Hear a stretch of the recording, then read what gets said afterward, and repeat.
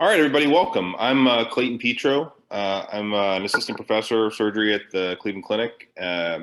Welcome everybody to this combined webinar between SAGES and the American Hernia Society. We're just going to go through a few quick promotional things. So first, there's a huge benefit to being a SAGES member. You get a discount for going to the meeting. There's a lot of educational opportunities. I think such as this. I think SAGES has a great network of things like webinars and certainly at their conference they have a lot of learning activities as well as online materials. You get a free subscription to surgical endoscopy, and then certainly their research opportunities are plenty. I know we got a grant last year for comparing robotic IPOM to robotic ETEP. I think Dr. Warren has also received a grant from SAGES in the past. He's working on that, comparing robotic TAR to open TAR. So certainly they are a society with a lot of opportunities for those types of things.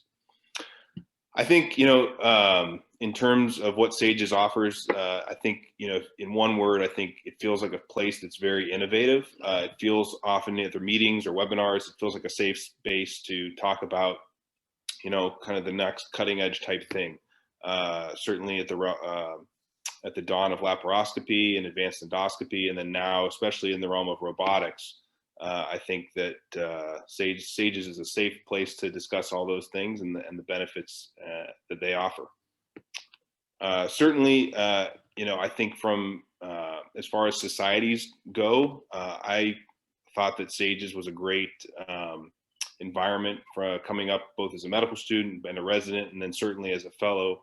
It was a great place to kind of meet people within the field. Get to know new folks and other fellows that along the way. So I think the next meeting, yes, is in Vegas. So certainly on the spectrum of places to go, that's going to be at the top of your list. All right. So again, it's August 31st this year, and as far as I know, it's still live. It is not going to be a virtual meeting. All right, so without further ado, we're going to get started here. Our first talk is by Ariel Perez at the University of North Carolina, Chapel Hill. And she is going to give us a talk. Let me pull it up here.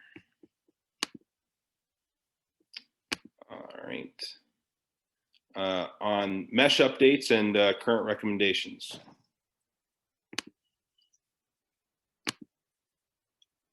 Hello, and thank you to SAGES and Dr. Petro for the invitation to participate in this webinar. My name is Ariel Perez, and I'm going to be going over mesh updates and current recommendations. I forgot to say, before we get started, if you have any questions, put them in the Q&A segment, and I think what we'll try to do, as long as we don't get too far behind, we'll go through some of the high volume questions at the end of each talk rather than waiting all the way to the end to go through questions. So feel free to put your questions in the Q&A, and we'll go through some of them at the end. All right. Disclosures. In this talk, we'll first go through why we use mesh for hernia repairs, then do a quick mesh overview, looking at permanent synthetic mesh, biologic mesh, and absorbable synthetic mesh. We'll then review key trials for mesh use in contaminated settings, and we'll last go over decision-making based on clinical scenarios. The cure for hernias continues to elude us, and we continue to have patients who present in our surgery clinics with abdominal bulges and hernias such as these. Now, mesh can be helpful, but it also can have risks. In a 2000 New England Journal of Medicine article, Lewandike et al. Published preliminary findings of a randomized controlled trial comparing suture repair to mesh repair. After 3 years, they found that mesh use reduced the incidence of hernia recurrence from 43% to 24%, regardless of the size of the hernia. In the subsequent 2004 Annals of Surgery article, Berger, Lewandike, and colleagues published their long-term results of the same study, demonstrating a 10-year cumulative rate of recurrence going from 63% for suture repair down to 32% for mesh repair. These, along with multiple other studies, have solidified the notion that mesh repair reduces the incidence of hernia recurrence by almost half. But on the market, there are a plethora of meshes available to use for hernia repair. The biggest reason for this is that surgical meshes are classified by the FDA as a Group 2 medical device. Companies only have to demonstrate that the device to be marketed is at least as safe and effective to a legally marketed predicate device.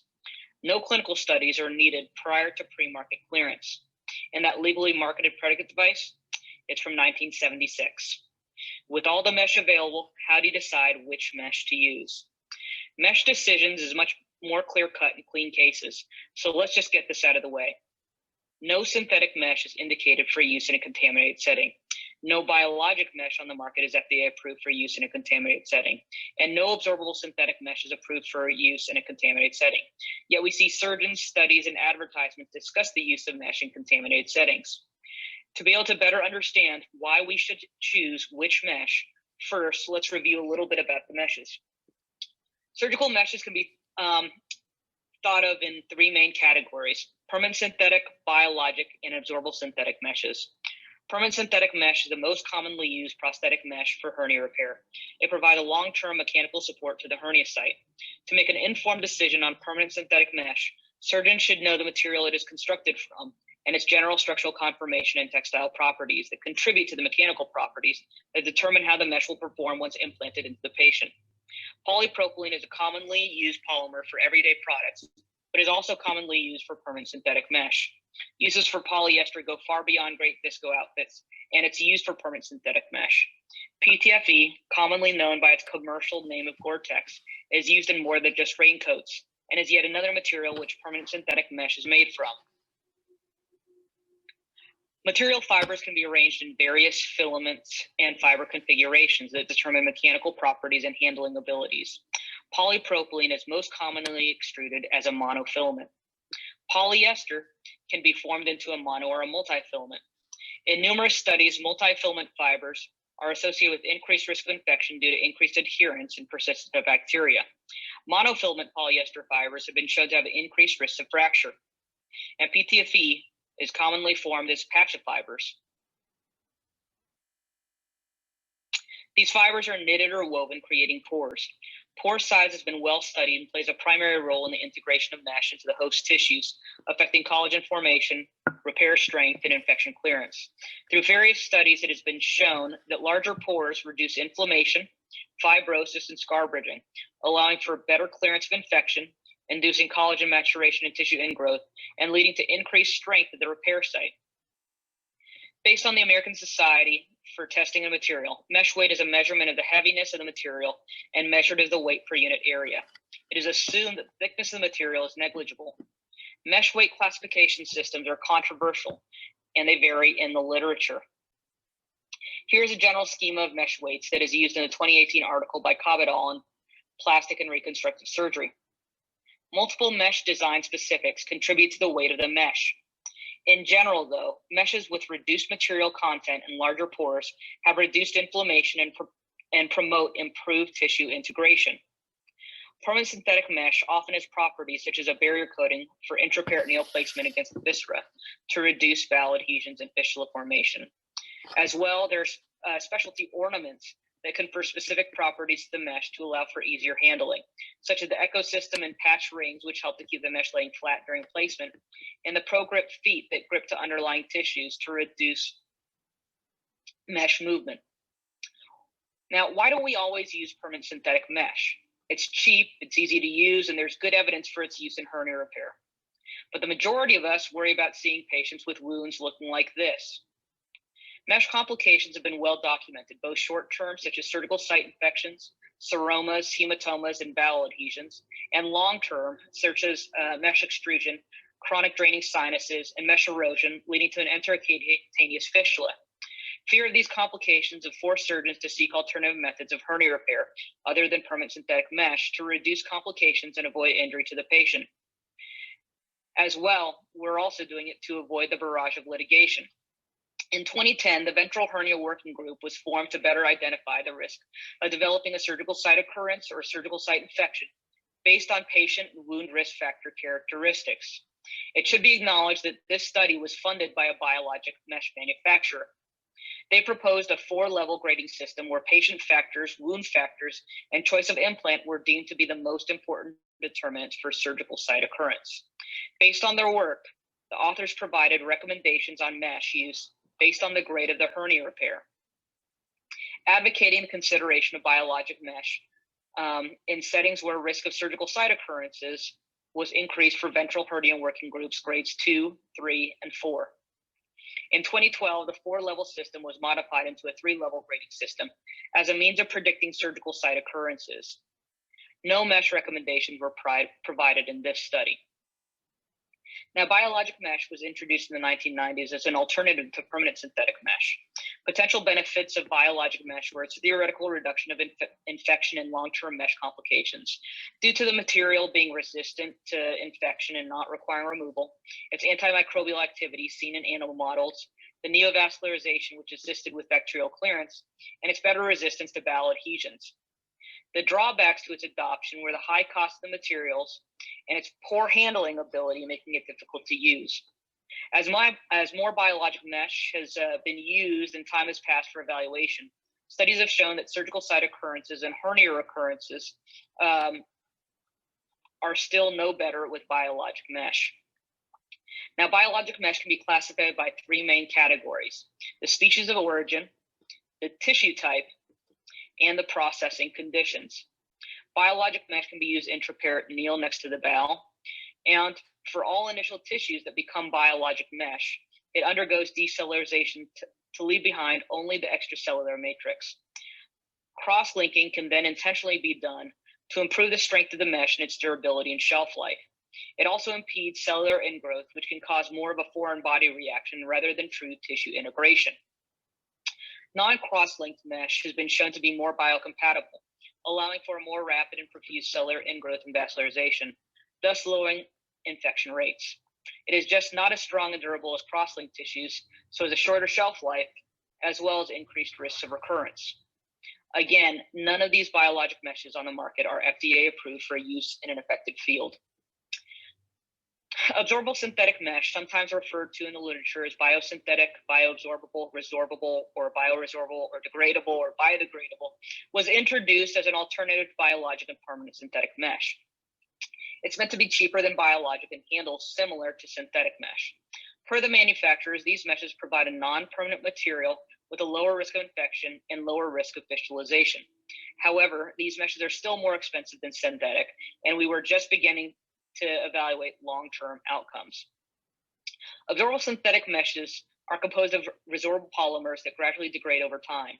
They provide a temporary scaffold for tissue ingrowth and neovascularization, allowing for remodeling the abdominal wall with a patient's native tissues. It's theorized to reduce chronic infection given the lack of permanent material, and as such are marketed by manufacturers as a cost-effective alternative to biologic meshes. There are 4 absorbable synthetic meshes on the market today, and none are FDA approved for use in a contaminated setting. Absorbable synthetic meshes are composed of polyglycolic acid, polylactic acid, trimethylene carbonate, or poly-4-hydroxybutyrate. Changes in the ratio of these polymers results in various absorption profiles. Ethicon manufactures Vicryl mesh. It's composed of polygalactin 910, which is a copolymer of polyglycolic acid and polylactic acid. It's the quickest absorbing mesh of all 4, and it loses 75% of its strength in 14 days, being fully resorbed in 2 to 3 months. Gore manufactures Gore Bio A, which is composed of a copolymer of polyglycolic acid and trimethylene carbonate.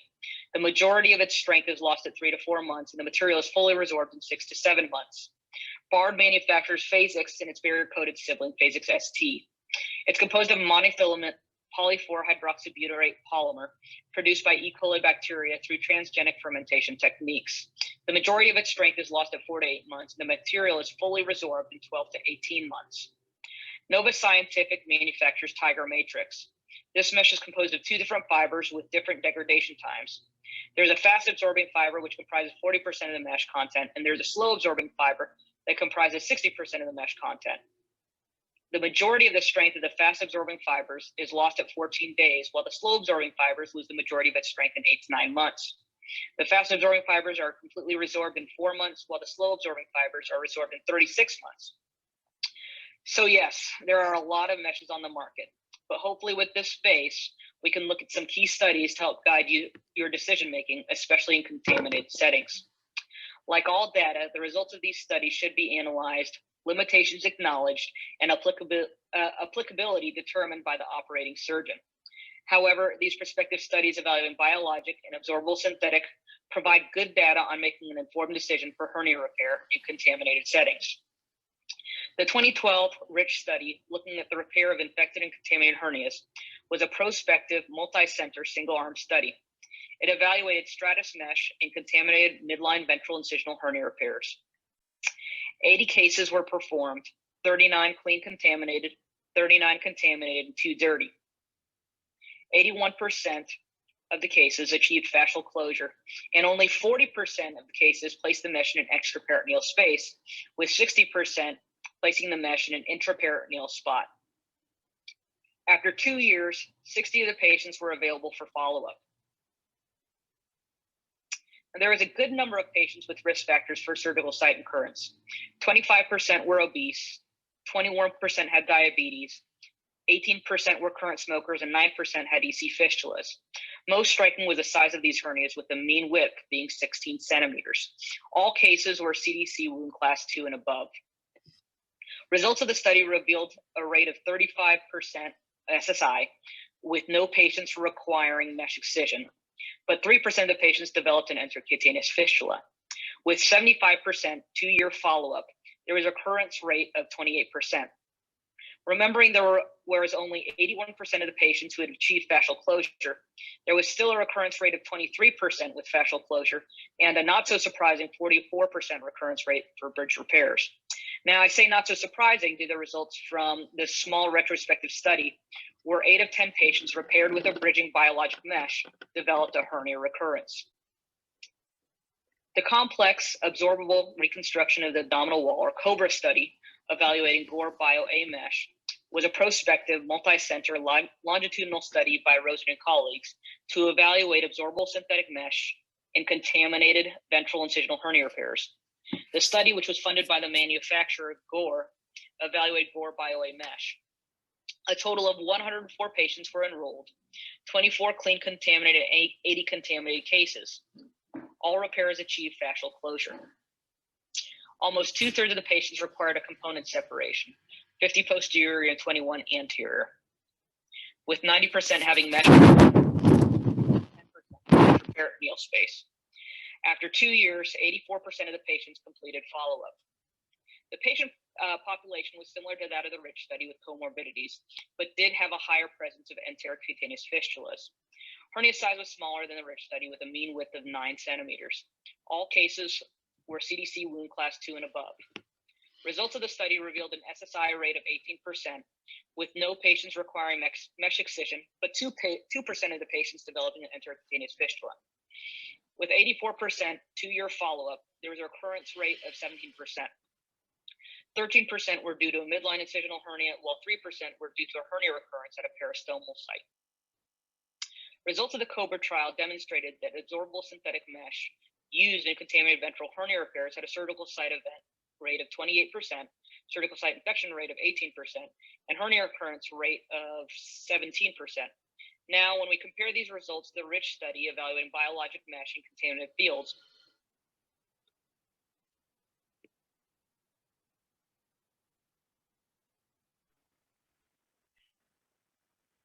Oh, I think that got cut off. There's probably about another 8 minutes of that, going over a few more studies.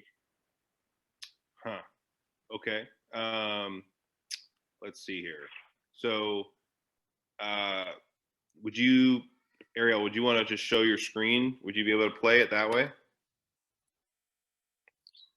Sorry about this, guys. I'm not sure what the easiest way to do that is. Let me pause my share. Do you have it on your computer, Ariel?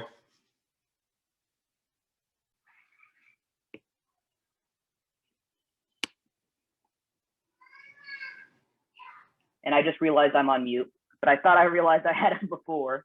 Let me try and see if I can find it here. Okay. Just give me one moment. Let's see. I wonder if it only pulls up 15 minutes when you're playing it from the Dropbox. Oh, that's possible. Vera, do you have the talks downloaded, correct?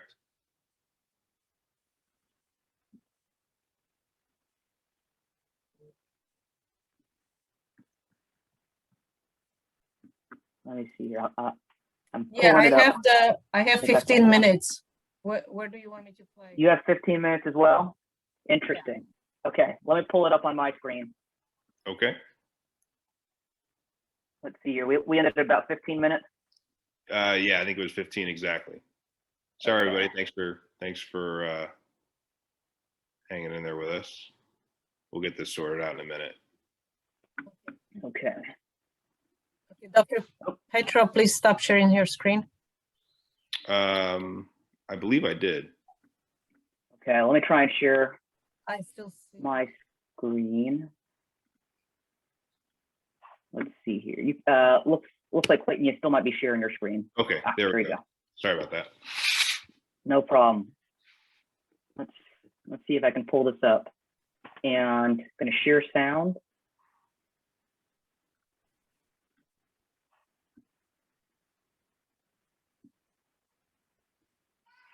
Share my screen. To share your computer audio, please install the Zoom audio device.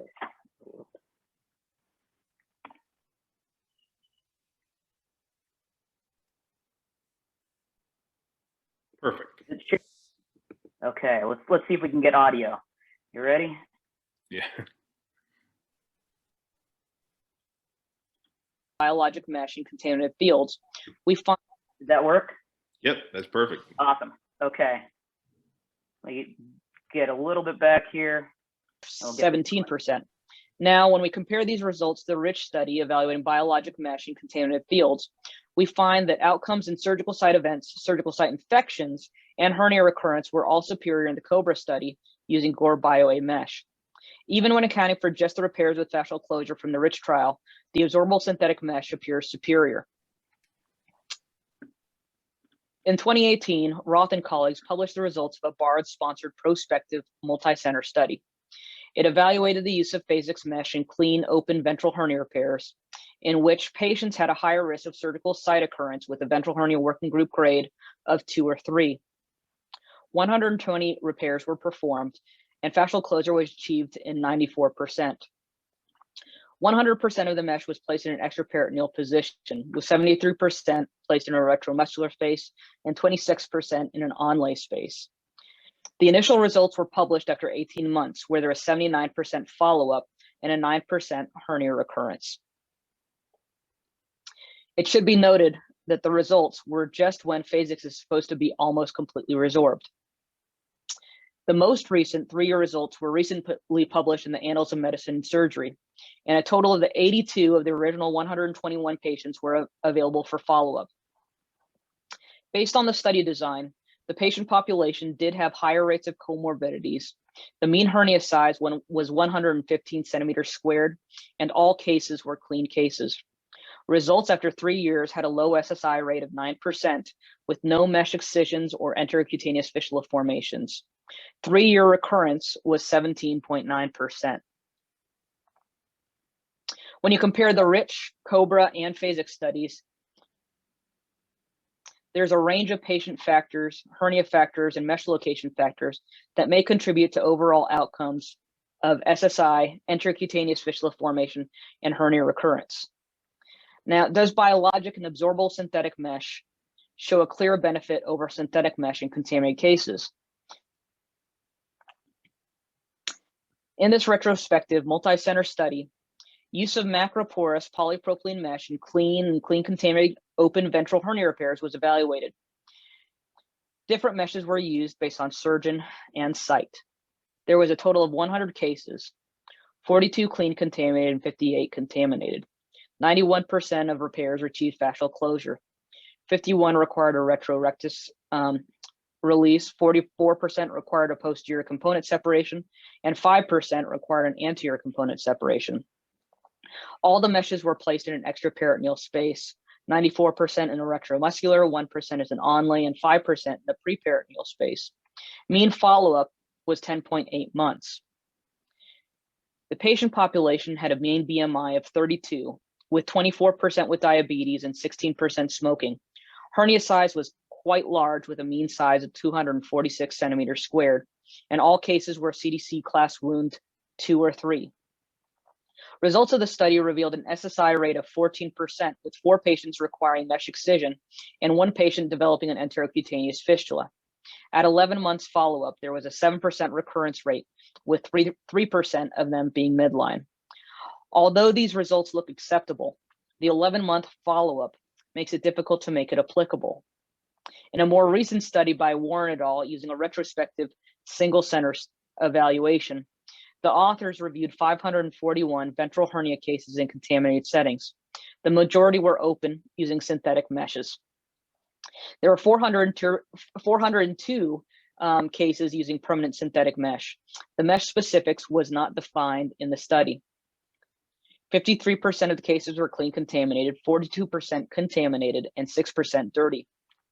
86% were repaired open, 6% were repaired robotic, less than 1% were repaired laparoscopic, and 7.5% were repaired in an unknown manner.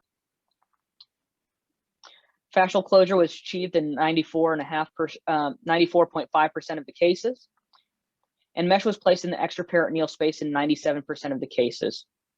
Mean follow-up was 46.6 months. The patient population had a mean BMI of 32, with 30% smoking and 27% having diabetes. There was no enterocutaneous fistulas. Hernia size was similar to the COBRA study with a mean width of 9.2 centimeters. All cases were CDC wound class 2 and above. Results of the study revealed an SSI rate of 14%, with 10 patients requiring mesh excision and 2 patients developing an enterocutaneous fistula. At 46.6 months, there was a 10.45% recurrence rate. Based on these results,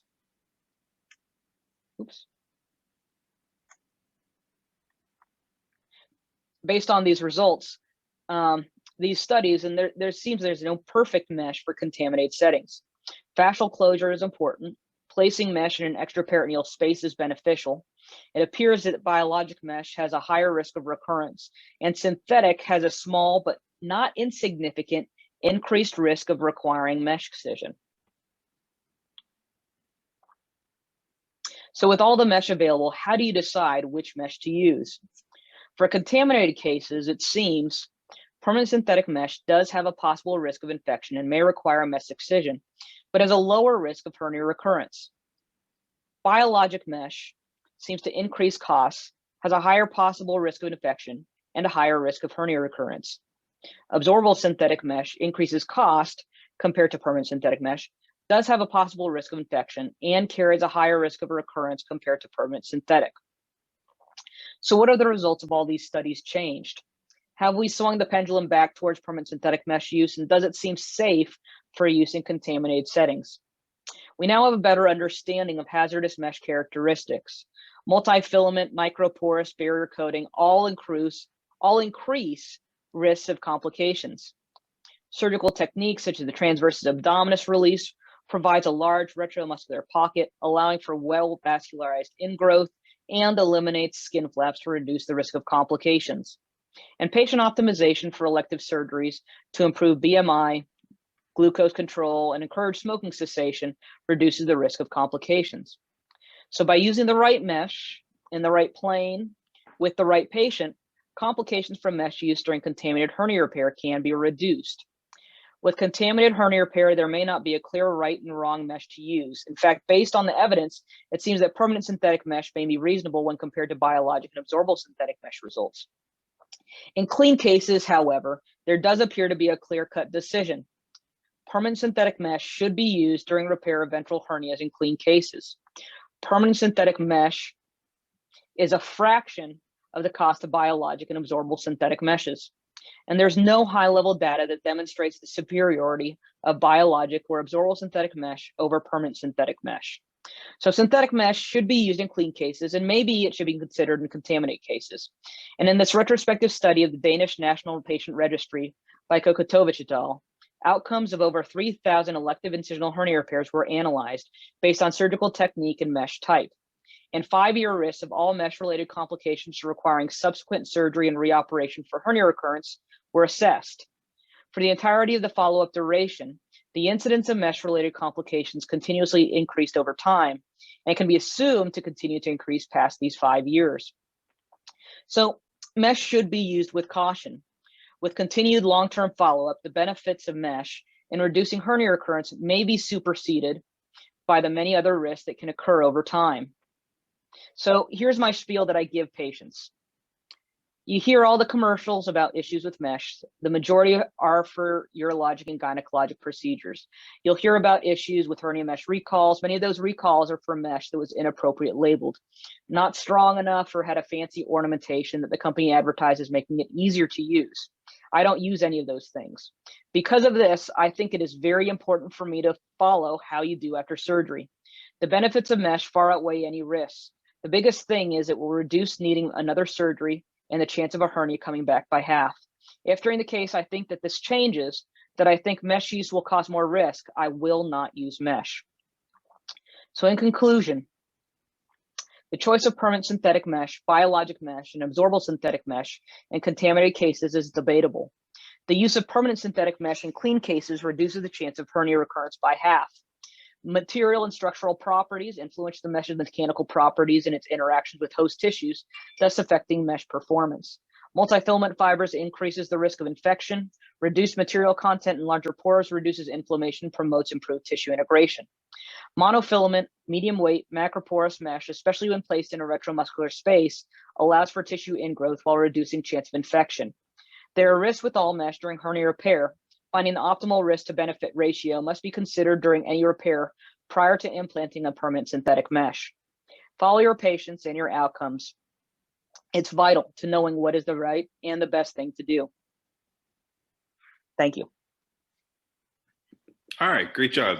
That was an excellent talk, Ariel. That was very thorough, kind of went through the whole gamut. The reason I thought this is a really good topic to review, I know from a resident trainee standpoint, whenever residents come in the OR, that's one of the things that they want to talk about. They want to kind of just review properties of mesh, what to use when.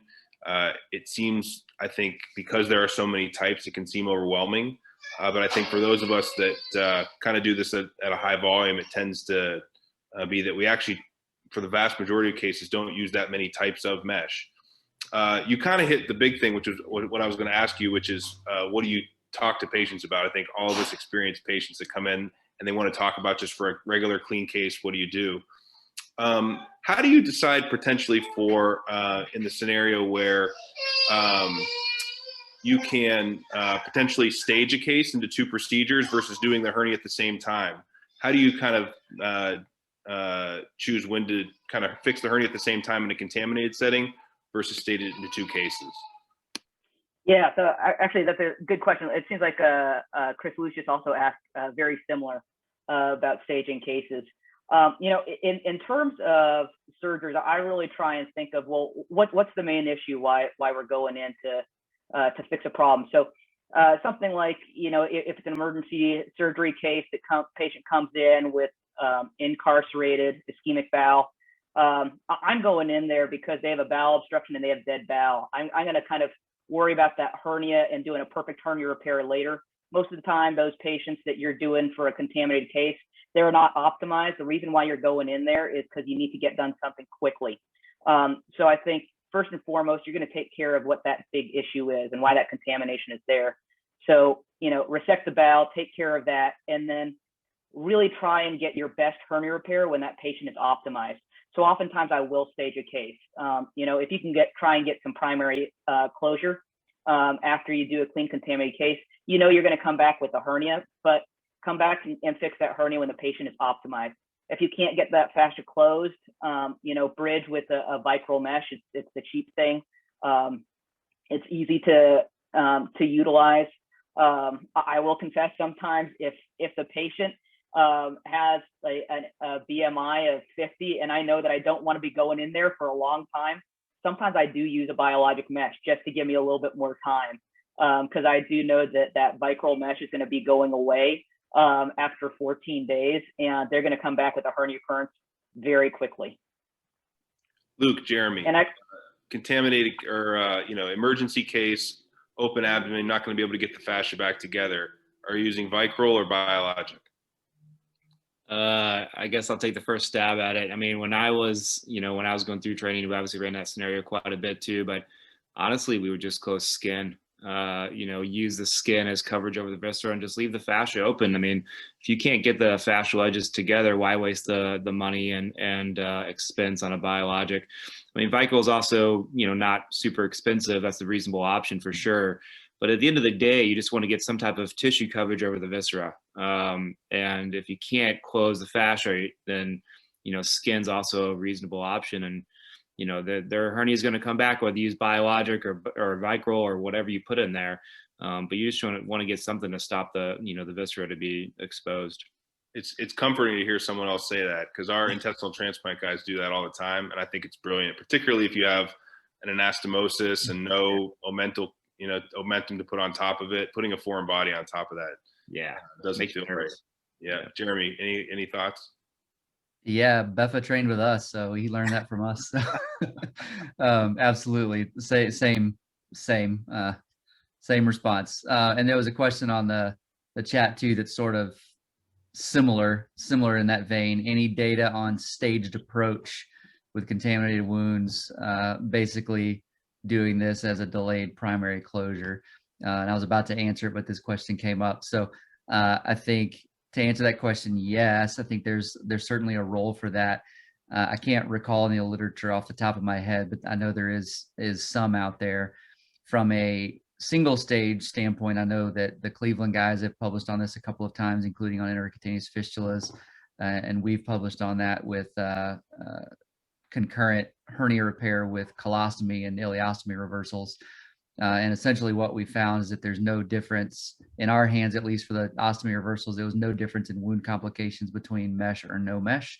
It was really more commensurate with the complexity of and contamination level of the case, and the mesh and hernia repair actually didn't add any additional morbidity. But I think particularly in a more emergency case, that's always a safe answer. You're never wrong in staging it if that's what you feel like is best. There's just a lot of judgment there. Yeah, I think my philosophy as far as the staging goes is what's going to be different next time. So for instance, if someone has a colostomy and that colostomy is going to be there forever, then nothing may be different the next time in a well-optimized patient. But if someone's getting a Hartmann's reversal and it's a tough dissection of the pelvis, it's a tough case, do you really want to add a concomitant hernia repair when if you just close primarily, the next time it's going to be a clean case? And God forbid if something ever leaks in the pelvis and something goes sideways, you've really kind of, particularly if you do a TAR or a retromuscular repair, you've kind of blown your chance to have a nice, relatively easy, what would have been an easy case in the future. Actually, I think, Warren, that study you mentioned before with the colostomy reversal and mesh, retromuscular mesh, I think the only mesh we had to remove was from an anastomotic leak, from a colorectal anastomosis. Yep. All right, Ariel, what's your typical follow-up for your hernias? So typical follow-up, I'll usually follow them up 2 weeks post-op, 1 week if I'm leaving the drain in, just so that I can follow them up sooner to get that drain out sooner. But usually about 2 weeks for their initial post-op follow-up. And then for my more complicated hernias, I try and get them back 3 months, 6 months, 1 year, and then 2 years. Okay. And then someone asked about the role of IPOM. I think that the advent of robotics has made kind of IPOM feel like old news. Is there's still a role for IPOM? I say yes. I mean, I think you got to consider what your comfort level for what type of repair that you're comfortable doing.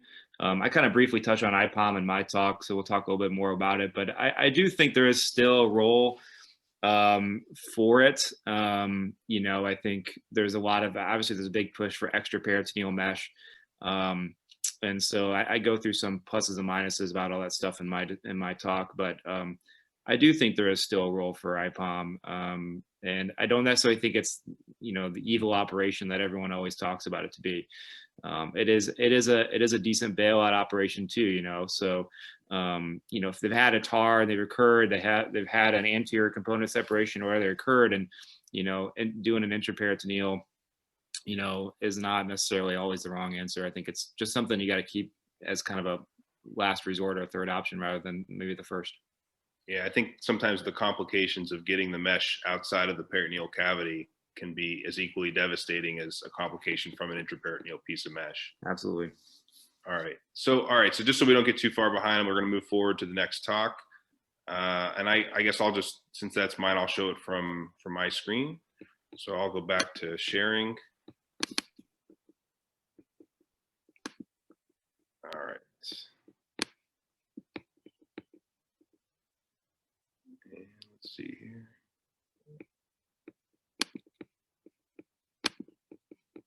All right. Okay, everyone. The next thing we're going to talk about is a challenging problem, and that's repair of peristomal hernias. I do not have any disclosures, but I think it is worth disclosing out of the gate that this is really a challenging problem with no easy answer. In the realm of ventral hernia repair, I think it's reasonable to say that a lot of progress has been made in the last 15 years, particularly in the realm of retromuscular repairs and the advent of robotic approaches to that, which we're going to talk about more in the second half of the webinar. But I think I speak for most surgeons when I say that no one's really pounding their chest when it comes to peristomal hernia repairs. These patients are just an endless source of humility and sleepless nights.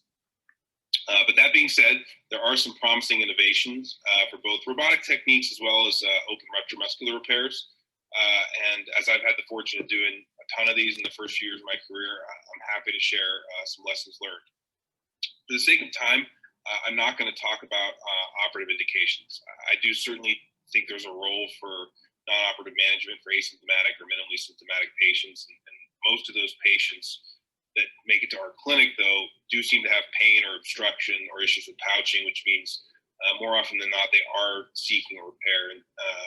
So really, once I've decided that they do need a repair, really the first question that I tend to ask is, are they a good MIS candidate or not? And that really boils down to two things. What is the anatomy of the hernia and what is their pouching history? As far as the anatomy goes, there are honestly a lot of classification schemes that aren't very helpful. And I've compiled these in the past for some book chapters. And often they really don't hone in on some of the key points for clinical decision making. So I really think the EHS classification scheme really hits the three major important points. If you're going to know one classification scheme, this is it. And it addresses the three main things, which are, is there a concomitant incisional hernia elsewhere? How big is the fascial defect adjacent to the stoma? And has it ever been fixed before? Typically what that means is with mesh.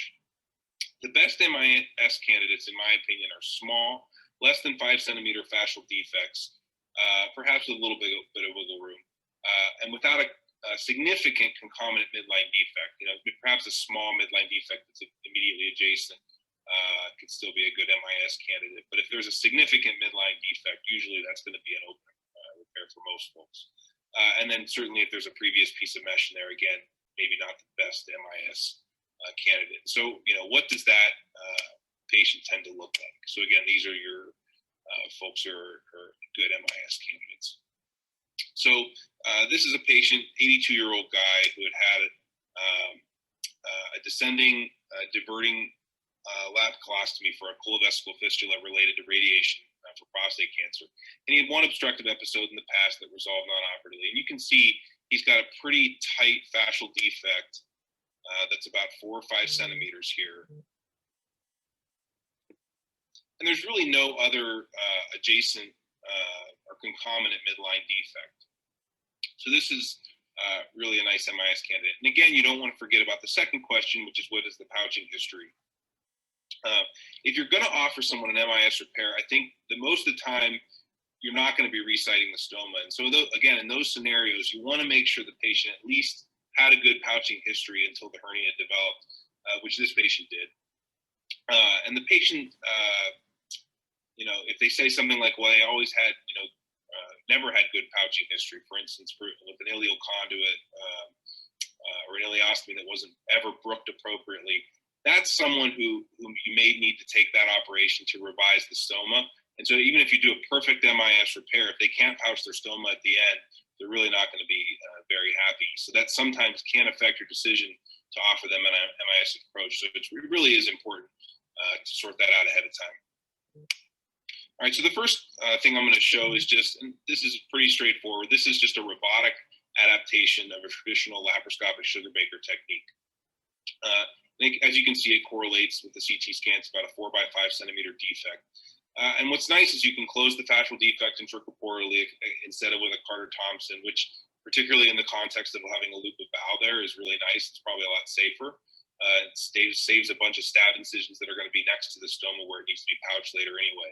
And you'll notice when you start closing the fascia, you start at the stoma and you run away from it. And then once the defect is closed, I place a transfascial suture towards the camera.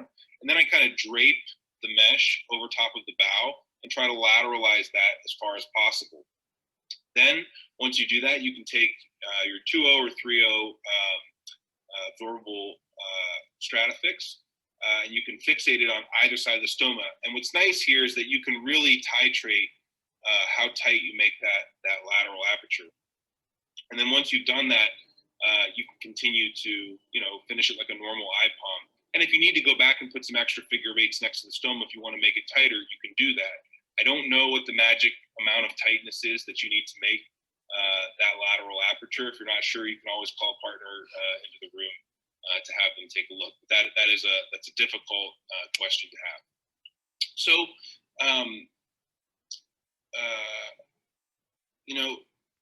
if you think about it, what's the weakness of this type of repair?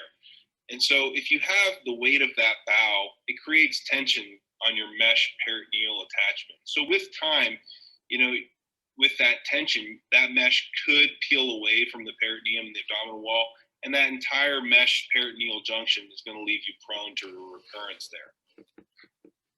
And so it does make you wonder if there's perhaps a better way to do this.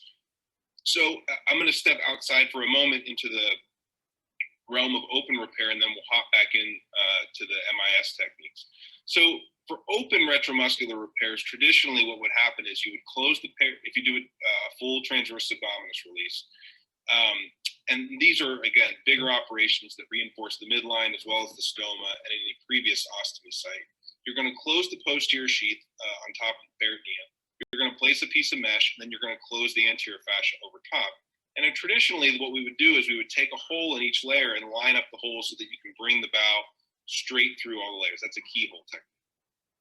What Eric Pauli described was a modification of this, in which you brought the bowel through the posterior sheath as lateral as possible, draped it on top of the mesh, so it's not really going through the mesh, and then it would come out essentially like an S shape through the anterior fascia. So it's essentially the Sugarbaker technique modified, putting the mesh in the retromuscular position. Now, this can actually be done robotically, and I've got to thank Jeremy Warren for giving me this video. He had it all nice and finished up for me. So again, this is started up as an ETEP approach, and as someone, I've done a lot of ETEPs and I fixed a lot of peristomal hernias, and doing this makes me very anxious, particularly the crossover in the context of having the stoma bowel right there. You can see that certainly here they kind of safely opened up the hernia sac, and then continued their crossover into the contralateral retrorectus space. Now, when you do this, you completely have to mobilize that loop of bowel from the contralateral rectus so that it's completely free from the surrounding fascia. Once the contralateral retrorectus space is entered and developed, you can perform a transversus abdominis release. And this needs to be done because if you're going to lateralize the bowel into the preperitoneal space, you need to have a wide preperitoneal pocket. Once the preperitoneal space is developed laterally, you can divide the peritoneum. Again, you need some type of slit, and this can be kind of judged in the direction that the mesentery typically wants to go. Typically, the mesentery is your limit of how far lateral you can take the bowel. And here they were able to get a good 7 or 8 centimeters of laterality. In order to close the posterior sheath, you do have to tag the loop of bowel with an absorbable stitch anteriorly, again, to help you lateralize it to keep it up while you're closing this. And then you can take, again, a 2.0 or a 3.0 Stratafix and run this close toward the bowel. And again, here, 7 to 8 centimeters lateralizing that piece of bowel. You can then close the fascial defect the same way as we did for the intraperitoneal Sugarbaker. And then you can place a pretty wide piece of mid-weight polypropylene into the retrorectus space, excuse me, and then fixate it laterally again on both sides of the mesh. And then again, this will reinforce both if there is a small midline defect as well as the stoma itself. Now, again, this is purely theoretical. I don't necessarily have data for this, but if you think about it, the nice thing of putting the mesh in the retromuscular space, the orientation of the mesh to the bowel is relatively similar. But in terms of recurrence, you don't necessarily have to worry about the mesh peeling away from the peritoneum like you do in an intraperitoneal Sugarbaker. The mesh is in the retromuscular space, and so really you're worried about mesh potentially herniating through your posterior rectus sheath, which would be the concern as far as regarding a mechanism of recurrence. So to be honest, even though, those are nice options for small isolated defect without a concomitant midline defect, or if there's no previous mesh. But to be honest, the vast majority of folks, I would say probably 90% of patients I see are not going to fit that criteria. Most folks have a significant midline defect, or their defect is larger than 5 centimeters, or they've had some type of previous repair before and there's another piece of mesh in there. And so for those folks, for the vast majority of them, I'm typically offering them an open retromuscular repair. And so the primary question for those patients in my mind is, do I have to move or revise the stoma? And really, the questions are actually the same. What is the anatomy of the hernia? And what is their pouching history? When I talk about the anatomy of the hernia in this context and pouching history, for very large peristomas where the skin is stretched out or potentially excoriated, what I worry about in those scenarios is that when I reduce all of the abdominal contents, the skin will essentially act like a deflated balloon.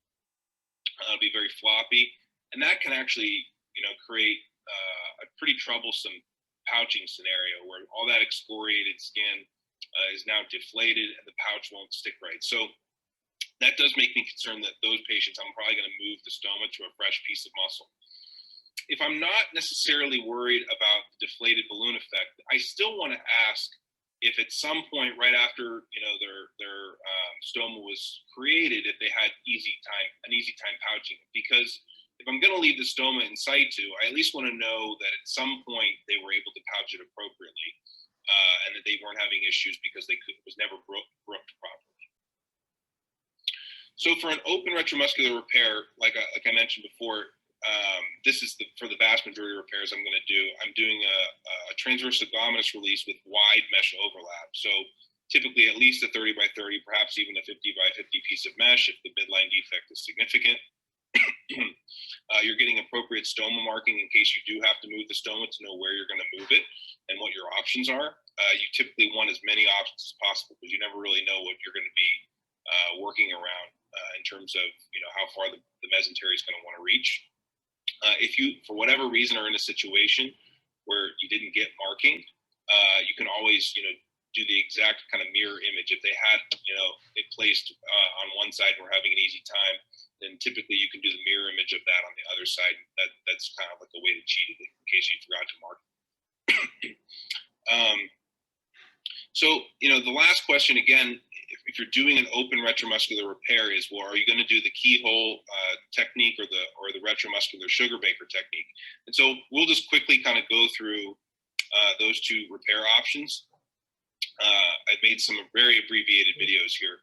So again, before the Sugarbaker technique came up, this was the only way we used to do it. We would make a hole in the posterior rectus sheath, bring the bowel through, and then we made a really big deal when we would create a hole in the mesh and your hole in the anterior fascia, that those holes had to line up appropriately. And when you would fixate the mesh and bring the anterior fascia medially to kind of simulate what it would look like when it was closed, you really had to take a lot of care to line up those 3 holes so that things would come straight through. So for the Sugarbaker technique, you're actually trying to do the opposite of that. So you're performing a transversus abdominis release. And what you can see here is after our transversus abdominis release is done, then you're actually going to create a slit in the posterior erective sheath in the peritoneum to lateralize the bowel, again, much in the way that I showed previously with the robotic technique. Now you can see in this technique for the Sugarbaker, you don't have to take the bowel, the stoma down. You can leave it in situ, and you're still able to lateralize it. You can see here we got to have a good 7 or 8 centimeters of lateralization. And then the mesh is essentially, or the bowel is essentially draped on top of the retromuscular mesh. So for these ones, you do not have to take the bowel down. You can still take the bowel down and do a Sugarbaker technique, but one of the nice things about doing a Sugarbaker technique is that you don't have to bring it down. For a keyhole technique, typically I do like to take it down and bring it through a cruciate incision in the mesh. Otherwise, if you leave the bowel in place for a keyhole technique, you have to slit a hole in the mesh and then sew it back together, which kind of creates an inherent area of weakness. So for this open retromuscular Sugarbaker technique, we published a series in 2013 of 38 patients who had this done. And what we found was a relatively nice recurrence rate at 1 year, which is about 11%. But what was really troubling were the number of mesh erosions. So 3 mesh erosions in 38 patients, that's pretty significant. And even if it reduces your recurrence rate, you know, that's a pretty devastating complication for someone to have. Sorry about that, I take some water. Okay, so I think what we learned is that for retromuscular repairs, you shouldn't really be fixating the mesh. At first, that kind of dawned on us. We had abandoned the retromuscular Sugarbaker technique, and then we were still seeing mesh erosions with the keyhole technique. So ultimately, what we decided was that, you know, probably what's happening, if you fixate a piece of mesh adjacent to a piece of bowel, and you know the patient sits up, that creates almost like a guillotine-like effect on that piece of bowel. So ultimately, what we did was we just abandoned mesh fixation in the context of the stoma, and then ultimately, you know, after we did that for keyhole technique, we kind of circled back to the Sugarbaker technique, and so we stopped fixating the retromuscular Sugarbakers, and we call those a sugar-free repair. And so once we kind of felt like we had the mesh erosion issue at least under control, then we felt like it was time to really decide to answer this question of which is really the more durable repair. Is the Sugarbaker truly significantly more durable than a retromuscular keyhole? So I'm the PI of this trial. It's a randomized controlled trial for open peristomal hernia repair with retromuscular mesh. And patients intraoperatively are randomized to either, as long as both are technically feasible, they're randomized to either a Sugarbaker or a keyhole technique. Our primary outcome is 2-year recurrence as judged by 3 blinded surgeons' review of a CT scan. We plan to enroll 142 patients, and that will allow us to detect a 20% difference in the primary outcome. Currently, last week, we randomized our 100th patient, and we're less than 2 years in, so we're doing pretty well. We're also looking at some really, you know, of course, we'll be looking at all 30-day wound morbidity and kind of investigating whether or not both are equally safe as well. But we're also looking at really not just hernia-specific quality of life, but we also have questionnaires for stoma-specific quality of life, as well as the very interesting decision regret scale that patients provide to allow us to give us a little insight into whether or not they regret even having their stoma or peristomal hernia fixed in the first place. So, in conclusion, there are a lot of innovative techniques for peristomal hernia repair, but I think that's because none of them have really proven themselves. And so we keep trying to come up with new and better ways to do it. I do think that the flap or the robotic adaptation of a Sugarbaker is a nice, relatively uncomplicated repair. The more advanced retromuscular techniques do take a little bit more experience. And even in the best of hands, I can tell you, we probably fix as many of these as anyone in the country. And you know, they are humbling experiences with high complication rates. And so they're definitely not something to take lightly in the elective setting. And you know, be wary, tread lightly. All right. So I look forward to answering questions. Thanks.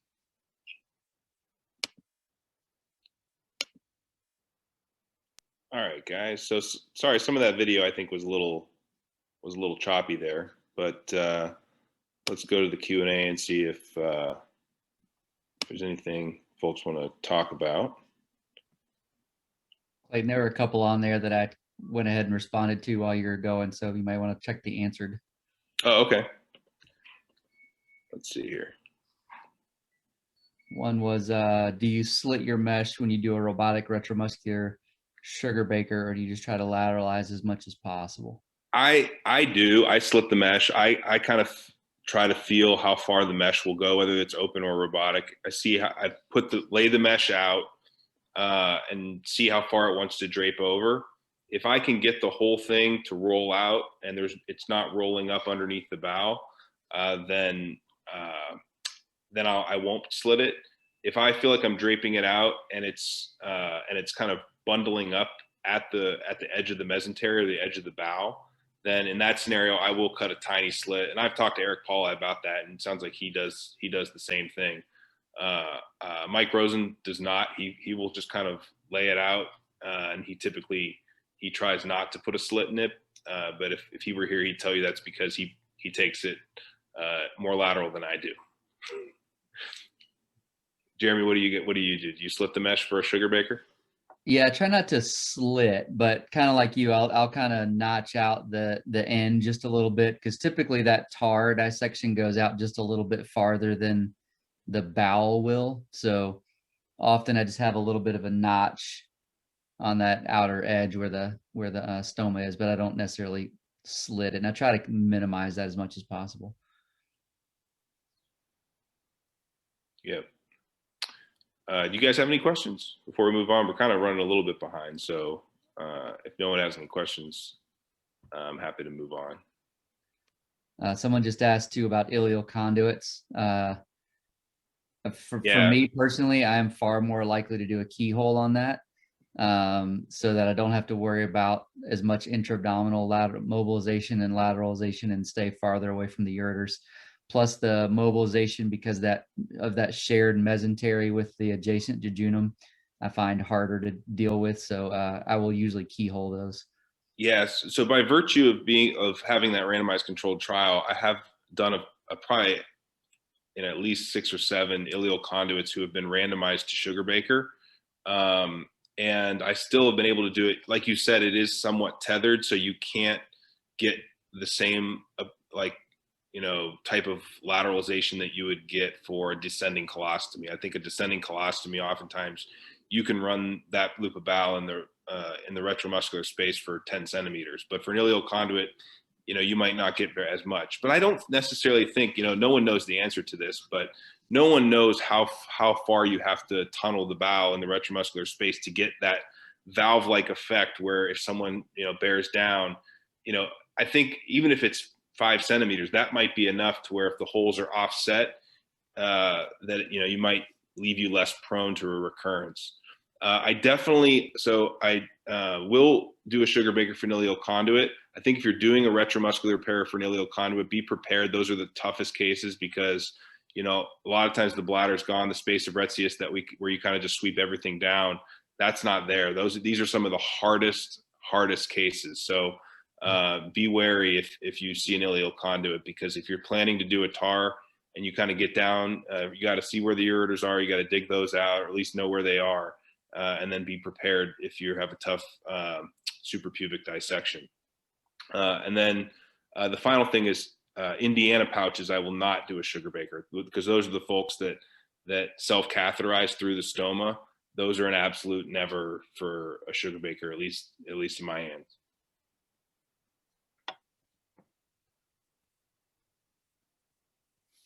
All right, guys. Well, let's try to stay on track, and I have Luke's talk, so I'm gonna pull that up. 1 second.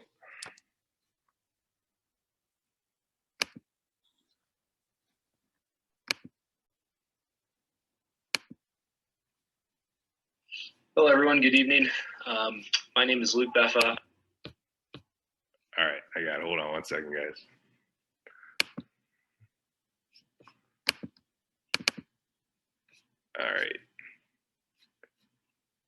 All right, let's rock and roll. I am currently employed at Brown University in Providence, Rhode Island. However, I am shortly joining the staff of Cleveland Clinic So I'm excited about that, but I would like to first thank Dr. Petro for inviting me to this talk tonight, and also to SAGES for putting this on. I really appreciate that. Tonight I've been asked to discuss with you guys, small to medium-sized hernia defects and how to approach those. Tonight we're going to be focusing mostly on innovation in hernia surgery. So, we're not going to spend too much time with open type of operations or approaches, but I do want to touch on those as well. But we'll be mostly focusing on. So I'd just like to start out by saying, what does small to medium mean? Because that's a very subjective thing to say, and one small hernia to somebody may be a large or medium-sized hernia to somebody else. So, really, there's really no true definition, of what's small, what's medium, what's large. However, for this purpose, and what the panel has kind of decided to be best is that, somewhere between 3 centimeters to 10 centimeters wide, those defects would probably be considered small to medium. And I also want to point out that, just classifying it based on the width alone on a hernia difficulty is also not very accurate as well. Sometimes hernias can be 3 centimeters wide and difficult to close sometimes, and sometimes they can be 10 centimeters wide and they can be easy to close. So it kind of depends on the hernia, how it was created, how many times it's been operated on, how fibrotic the abdominal wall is of the patient. So it does vary quite a bit. So just keep that in mind as we kind of go forward. But for tonight, 3 to 10 centimeters wide is about what we're going to be approaching for most of these talks. And also, I would like to urge you, as you go forward in your practice, to really clearly define and when you're dictating your op notes, to really describe these hernias based on the European Hernia Society classification. It allows us to kind of really compare one hernia to another very accurately, and have it be a little bit more objective rather than subjective. So I just put that classification scheme up there for you guys, but really you should know it. And there's also another one for inguinal hernias as well, which is a good too. So small to medium defects, how do you approach these? Obviously, there's open, there's laparoscopic, and there's robotic approaches. Really, this choice should be based on what you're comfortable with, as well as what's best for the patient. Again, with innovations tonight, we're not going to be spending too much time discussing open approaches, but focusing a little bit more on laparoscopic and robotic approaches. Open surgery, you can talk about intraperitoneal, retromuscular, and on-lay meshes. Laparoscopic, you're probably talking more about intraperitoneal retromuscular mesh, and robotic, you can either do intraperitoneal or retromuscular mesh as well. There is an on-lay mesh for diastasis plication laparoscopically. However, we're not going to really touch much on that tonight. So why try to get the mesh out of the abdominal cavity? There's a big push now in hernia world to try to avoid intraperitoneal mesh. There are several complications that can occur with intraperitoneal mesh. The first being pretty significant intra-abdominal adhesions. Being residents and being, in a tertiary academic center, you guys have seen these cases. When they happen, they're horrible. The adhesions to the mesh are usually quite bad, not always, but they usually can be very bad. Intraperitoneal mesh requires significant mesh fixation so that the mesh doesn't move, it doesn't oxidize, it doesn't crumple up. So that also causes some chronic pain as well as postoperative acute pain issues. Mesh can eventrate, where the mesh kind of hugs along the hernia and kind of, almost is considered a rebulging or recurrence of that hernia. Again, especially laparoscopic mesh, that's a classic complication. Particularly with bridge defects, inability to salvage the mesh. If the mesh gets infected if it's intraperitoneal, you basically have no options other than to remove that mesh completely, or else the patient is going to have ongoing continued wound issues. And even down the road now, we're seeing long-term complications, 8-10 years after surgery, we're seeing bowel fistulas to the mesh and those things. So, I would urge you just to strongly, take a step back from intraperitoneal mesh and see, what's really truly best for that person. What's so great about extraperitoneal mesh? So one, it's outside the peritoneal cavity. There's no mesh-bowel interaction. You can use an uncoated mesh, which is great from a materials perspective. Coated mesh or composite mesh, those things tend to scallop due to the different oxidative properties that if you have a a laminar mesh on one side and you have a macroporous mesh on the other side, those are going to oxidize at different rates, and those cause scalping on the edge of the meshes. The mesh can be salvaged almost always if it's extraperitoneal, especially if it's macroporous or polypropylene and polyester or monofilament polyester. Those are very easily to be salvaged without. So starting with intraperitoneal mesh, I want to go through some of the techniques. Again, this is more innovations hernias, but we're going to start bait. You know, I have a video here that just basically shows a laparoscopic IPOM, you know, intraperitoneal onlay mesh. I did choose to do an IPOM plus. That's a little bit more in vogue now. You know, you're closing the fascia, not bridging any defects. And so this is a very commonly seen and noted surgery now that's across the United States. You know, this is just a suture passer using Vicryl in a figure of 8 fashion to close that hernia defect. You know, I've sped this video up just for time purposes, but you can see just doing fascial bites, transcutaneous, you know, laparoscopic suture passes across the defect. You close the defect, tie that down, you know, hang your mesh in the middle. You know, this particular surgeon chose to use ProTac, which is a metal permanent fixation, and that's a pretty classic, you know, hernia mesh IPOM look there too. And you also have closed fascia. You can also do that robotically. I don't have a video of that, but it would be a very similar presentation. You know, you close the defect robotically with barbed running suture, and then you lay mesh intraperitoneal coated mesh. Moving on from that, from kind of more of what you guys are used to, something that you may not be used to, and that's a preperitoneal approach, robotic transabdominal preperitoneal and RTAP. You know, a lot of times you hear this approach with inguinal hernias. However, it's been very popularized now with incisional hernias with good results. And what we're talking about here is mesh that's positioned above the peritoneum, however, below the fascia. So it's still an underlay or sublay, however you want to term that. And this picture here just gives us all the different layers of the abdominal wall and where mesh would lay. That yellow layer at the bottom there is the peritoneum. So underneath that would be an intraperitoneal mesh. You know, the yellow layer would be peritoneum. Moving up would be a preperitoneal mesh. That's what we're talking about here. This video I stole from Conrad Belliser. This is a great RTAP video. So you take a flap in the peritoneum, make an incision, and you're going to create this very thin layer in the peritoneum that's just underneath the hernia here. And this is all preperitoneal fat that the robot is dissecting. You can see that the wristed instruments really make this a great operation and very doable. The peritoneum is coming down. There you have the hernia that's kind of isolated on both the left and right sides. Now they're going to try to reduce that hernia from the skin without getting into the skin. Sometimes that can be challenging. Also, it can be difficult to reduce the hernias without getting into the hernia sac. If you do get in the hernia sac, it's not the end of the world. You just close that hernia sac at the end before you put your mesh in, so you don't leave the OR with an intraparietal hernia. So there's continuing to reduce that hernia there, and then they're across the hernia now defect, and they're going on the preperitoneal plane beyond to get you some overlap. Again, you still want to get some pretty significant overlap. As you get lateral on that flap, the peritoneum gets very thin there, so be careful. Closing the hernia defect with a running barb suture. And again, you can see the wristed instrument sewing on the anterior abdominal wall is nice. And eventually they close that defect completely, and they're locking that suture down. And then once that is completely closed to their liking there, which is a nice closure, they're going to put an uncoated mesh in that preperitoneal space, and then they're going to close that flap back up. Now you can choose to fixate this or not fixate this mesh. Again, it's not intraperitoneal, so it's only going to go in the pocket that you create. And they chose to tack the flap back up. You can also close the flap with a running barb suture as well, which is a nice closure, tissue coverage of that mesh. So moving onward, you know, retromuscular techniques. These are both open, robotic. If you're very, very skilled, you can do those laparoscopically. I'm not going to really touch much on those techniques, but open and robotic are probably going to be the two that you're really going to want to focus on with the particular these particular hernia repairs. How do you choose between open or robotic? You know, that's a great question.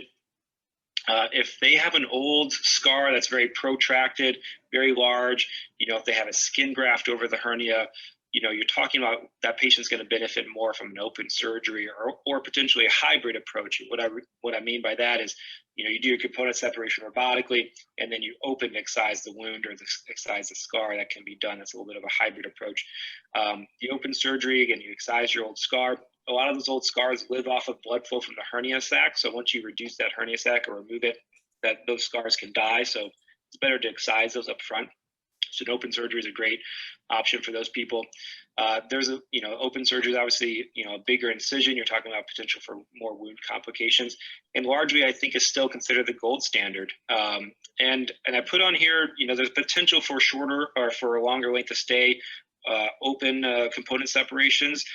That is yet to be proven. There's no prospective randomized trials yet that have proven that. However, those trials are ongoing and are going to be coming out shortly. Particularly with my next speaker here, Dr. Warren.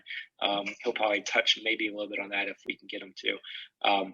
Robotically, there's no excision of the previous scar. So that saves you, having potential wound complications. You're saving a big incision. You're trading that off for smaller incisions. The surgery is exactly the same, whether it's an open surgery or robotic. The surgery itself is done the exact same way. And it's a newer technique. So that has to be taken into account as well. It is not as proven as an open reeve stopa, an open retromuscular mesh repair that's been around since the 50s. So that is not. This is something that you got to think about as well. It's not quite as proven or tried and true. The potential. There's also, like I said, there's a potential for potentially a faster recovery or shorter length of stay. Again, we'll hopefully have Dr. Warren talk about that next if he can. So just briefly, what is a retrorectus or what's a retromuscular dissection? This is just quickly what I'm talking about. So you're above the peritoneum, you're above the posterior sheath, and you're underneath the rectus muscle itself. If you guys have seen that plane, it's usually a very beautiful plane. It's usually very nice. Dr. Cobb always says it's the space that God meant for mesh to go. So it's between the posterior rectus sheath and then the rectus muscle itself. The anterior rectus sheath is your strength layer. The posterior rectus sheath really doesn't have any strength for the hernia, it just provides tissue coverage for the mesh. And so that I just wanted to illustrate where that mesh would lay. Doing this open, just wanted some pictures for this. This is a very classic operation. Talking about elevating the linea alba, and then medially you're talking about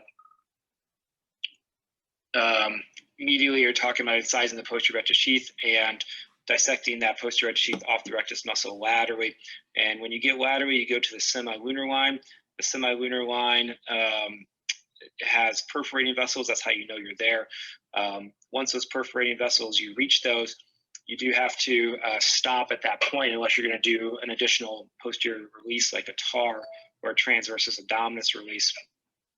Once you reach that semilunar line, you do not want to violate that, or else you disconnect your external laterally. I wanted to also demonstrate that in the upper and lower midlines, you're talking about, it's a little bit of a weird dissection plane, but you're talking about one posterior rectus sheath, the other posterior rectus sheath, the retromuscular plane, and then in the middle, you just have preperitoneal fat with the peritoneum coming down, and that's going to provide tissue coverage for your mesh.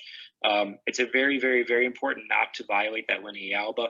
The linea alba is anterior, and it can transect. If you transect that, you're just going to widen and make your hernia defect larger. So be very careful there if you are after repairs.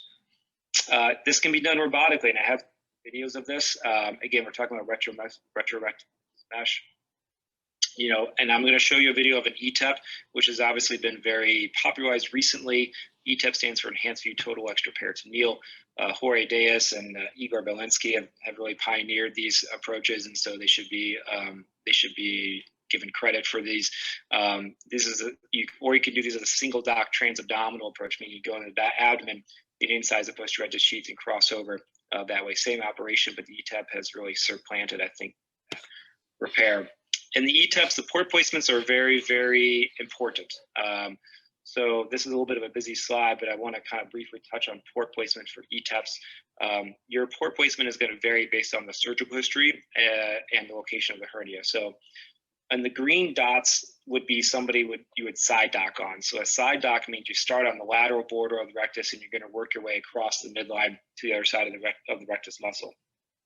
That is the most versatile way to do things. You can approach really any hernia regardless of location, and you can pretty much approach any surgical patient that way. So it's a little bit more versatile. There's a couple downsides of that, which we'll get into the next slide, but that's the most easiest way to do them, especially if you're starting out. The upper dock, again, is another great way if you have a lower abdominal or periumbilical hernia. And then the lower dock is great if you have a periumbilical hernia or you have a superior hernia, like an epigastric hernia. The lower dock is going to give you some great exposure to that as well. So I just wanted to give you the support position. The side dock, again, most versatile. It is easy to convert a side dock re-stopa to a TAR if you need to. You could do a bilateral TAR. If you need to do that, it's easier to do that from a side dock position. You can access the transversus abdominis release across the entire abdomen from that position. The problem with side dock is if you do have a very narrow or lateralized rectus muscle that's less than 6 centimeters in width, it is very difficult to do a side dock. Not impossible, but very, very challenging. Upper dock is best for hernias the umbilicus or lower. It is difficult to complete an upper abdominal transversus release with an upper dock because you're just trying to work into that corner on both sides with the robot. It just doesn't quite have the angles. It is a little bit easier, however, to do an upper dock if you have a very narrow rectus. The lower docks are good for hernias that are umbilicus and above. It is easy to do a TAR from that position. You can start in the space of Retzius and develop the preperitoneal plane behind the posterior rectus sheath and divide the posterior rectus sheath from the bottom up. So that's a great option for doing a TAR as well, both sides.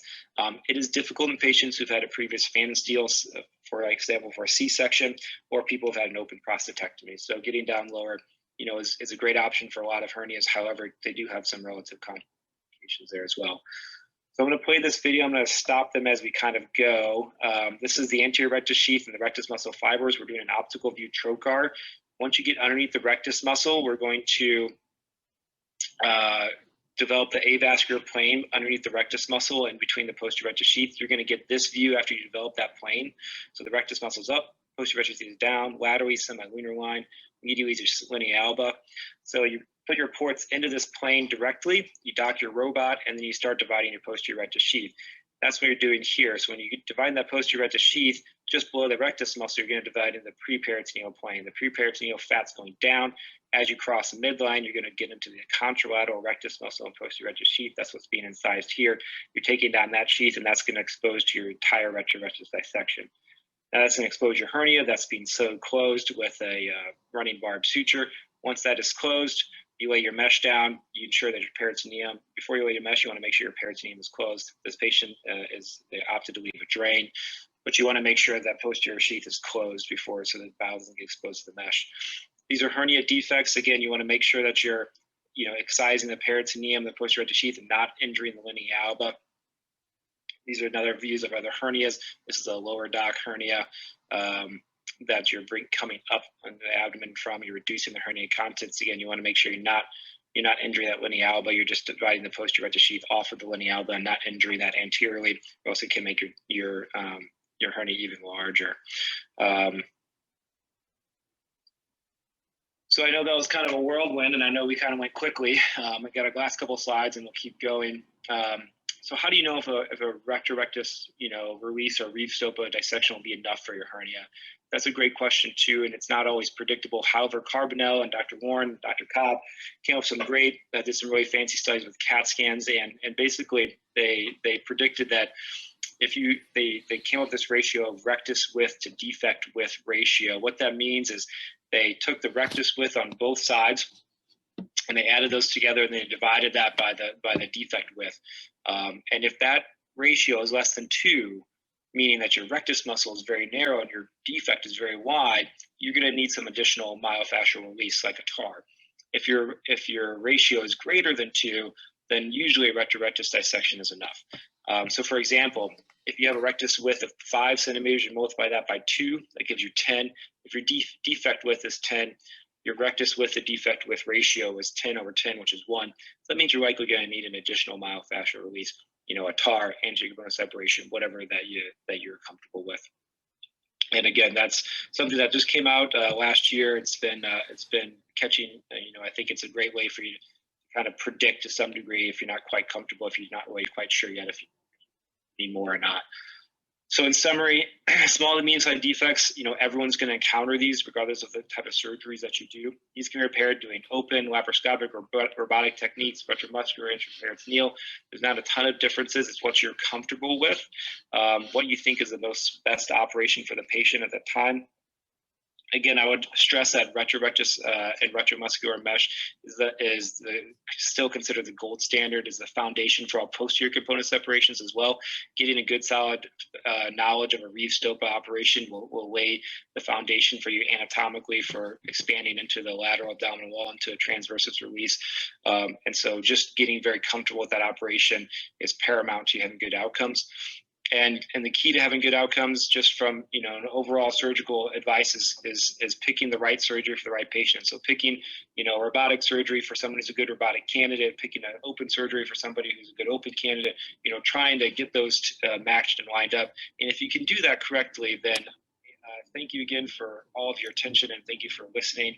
I know it's kind of fast with ETAP, but I hope you guys got to see what you wanted to see, and I'm happy to at this point take any questions from anybody. Thank you very much. Have a great night, guys.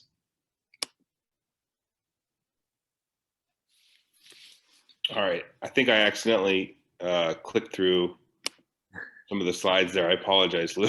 Sabotage, man, sabotage. I know, I apologize. I'm sorry.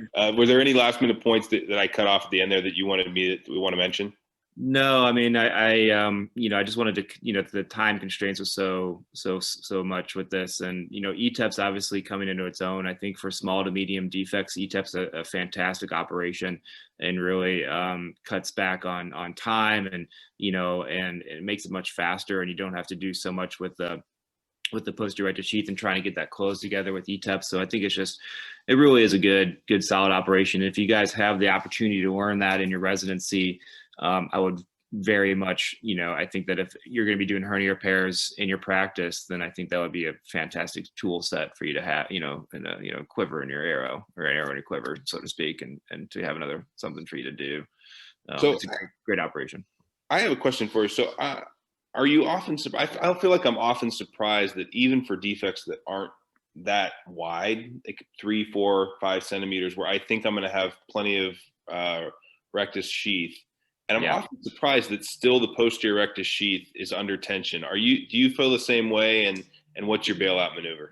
Yeah, absolutely. I mean, that's when you really want to make sure that you're preserving as much of that hernia sac or peritoneum as you possibly can, because that's going to give you the extra tissue that you're going to need to close it. Because in reality, you don't really need to close necessarily the posterior rectus sheath to posterior rectus sheath. All you really need is to provide a tissue plane that is coverage for your mesh. So if you can bring that down intact and bring that hernia peritoneum down intact, that's going to give you a heck of a lot more, flexibility. And it always makes me feel a heck of a lot better leaving the OR when there's so much laxity in that posterior rectus sheath, although sometimes you kind of got to crank that posterior sheath together, and it always makes me worried about getting an intraparietal hernia. I think intraparietal hernias happen more than we know. I think a lot of them are probably asymptomatic or probably omental containing. But when they happen, that's one thing if you guys are doing these and you have an early bowel obstruction, like day 1, day 2, and they're vomiting and something doesn't look right on them, I always scan these patients early. I have a low threshold to jump on that early, so you can take that down and get that repaired quickly if that does happen to you. It's definitely the Achilles heel of these operations for sure. All right, let me ask you a clinical scenario. You have pain after an ETEP. You go back in, you do a laparoscopy, and there's just some momentum stuck in the posterior sheath. You pull it out, and you've got a 2 by 4 centimeter area of exposed mesh, but everything else is pretty well grown in. What would you do at that point? Man, that's a great. Is this fresh post-op, or this is like they're a month out? What was that? They're a month out. I would. What I would do? I'd probably cover with Vicol mesh. I'd probably do like a intraperitoneal Vicol mesh, just to give you some, because it should reperitonealize over that. I don't think I would add any additional synthetic plastic to that compound the problem. I guess an alternative, if you could, to close that again, but a lot of times when you're a month out, that posterior rectus sheath is really inflamed and just have poor quality, and so it's usually kind of fibrotic, especially if they have a intraparietal hernia. So you really usually can't get that back together. So I'd probably just bridge it with a vicryl mesh. All right. For whatever reason, I'm having a hard time pulling up the Q&A. Jeremy, are you guys able to see it? Luke, can you see it? Yeah. So one question is about right upper quadrant ports for side docking. Do I take into account where the transversus inserts? There's two ways to think about side docking in your initial port, and that is you can go at the lateral. You try to see or guess where the lateral portion of the rectus mucosa, which is a little bit more variable. Obviously it's going to be a little more risky to get into that, try to get into that plane. More consistently though, however I do is usually go closer to the midline, so that I can get, not quite into the, I don't get into the wrong plane in the obliques. Because if you start, let's say you think you're in the rectus meshes plane, but you may be underneath the external oblique, that's going to make for for a difficult day. So more consistently, I try to get more medial, and then I sweep the posterior rectus sheath off and clear off my lateral space in the retromuscular pocket. And then I place my additional ports that way. But I think my initial port, I try to go medial to the linea alba as much as I can, just because a little more consistently there. I feel a little more comfortable there. And if I go through the linea alba there, no big deal. It's not as big of a deal that you can recover from that. So that's kind of my initial port.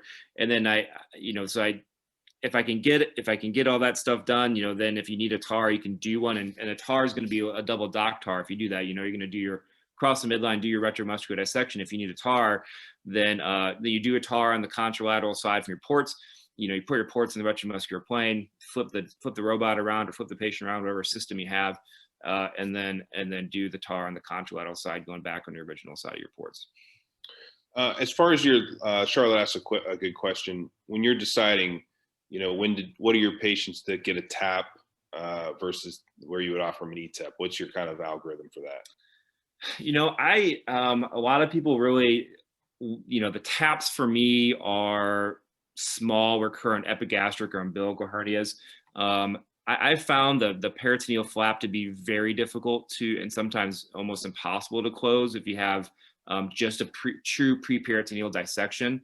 And then, over the rectus muscle laterally, and when you get outside the midline, the peritoneum becomes extremely thin and very difficult. So to kind of develop that plane. So I think it just, TAPs to me, are just small umbilical epigastric midline hernia surgeries. So I don't do a ton of massive TAPs or large TAPs for incisional hernias. Steve McKellen brought up a good question, which is, what are the thoughts about unilateral TAR when bilateral isn't required for tension release? So I think this is kind of what I was getting at before, and I think this is what kind of remains to be seen for ETEP. It's often shocking how even for defects that aren't that big and that posterior sheath is under tension, you're kind of faced with a scenario where the only way you can sometimes get that to come together is to do a TAR on one side. And I think it is cause for pause, where you kind of step back and think, okay, now I'm doing a TAR for a 3 or 4 centimeter defect. And I think, it should be a moment where we all kind of should step back and think, is this really the right thing to do? I'm doing a myofascial release for a 3 or 4 centimeter hernia. And I think, that's where we kind of, it's in that moment, it might be the right thing to do, but I think in the grand scheme of things, it might not be the right thing to do. Do you guys agree, or what are your thoughts? We do unilateral TARs all the time when we're doing, ostomy reversals. So I think, from a unilateral versus bilateral, do you have to do it bilaterally? I think that doesn't matter. I think you can certainly do a unilateral TAR without consequence. For something like you're describing, where you're maybe in an ETEP position and you just can't quite get that posterior closed, the nice thing about starting in that retromuscular plane, and what the ETEP affords that the double dock doesn't, is that you can do that as a progressive, kind of a stepwise approach. You can incise the posterior lamina of the internal oblique. That might give you 1 centimeter or so on each side by itself.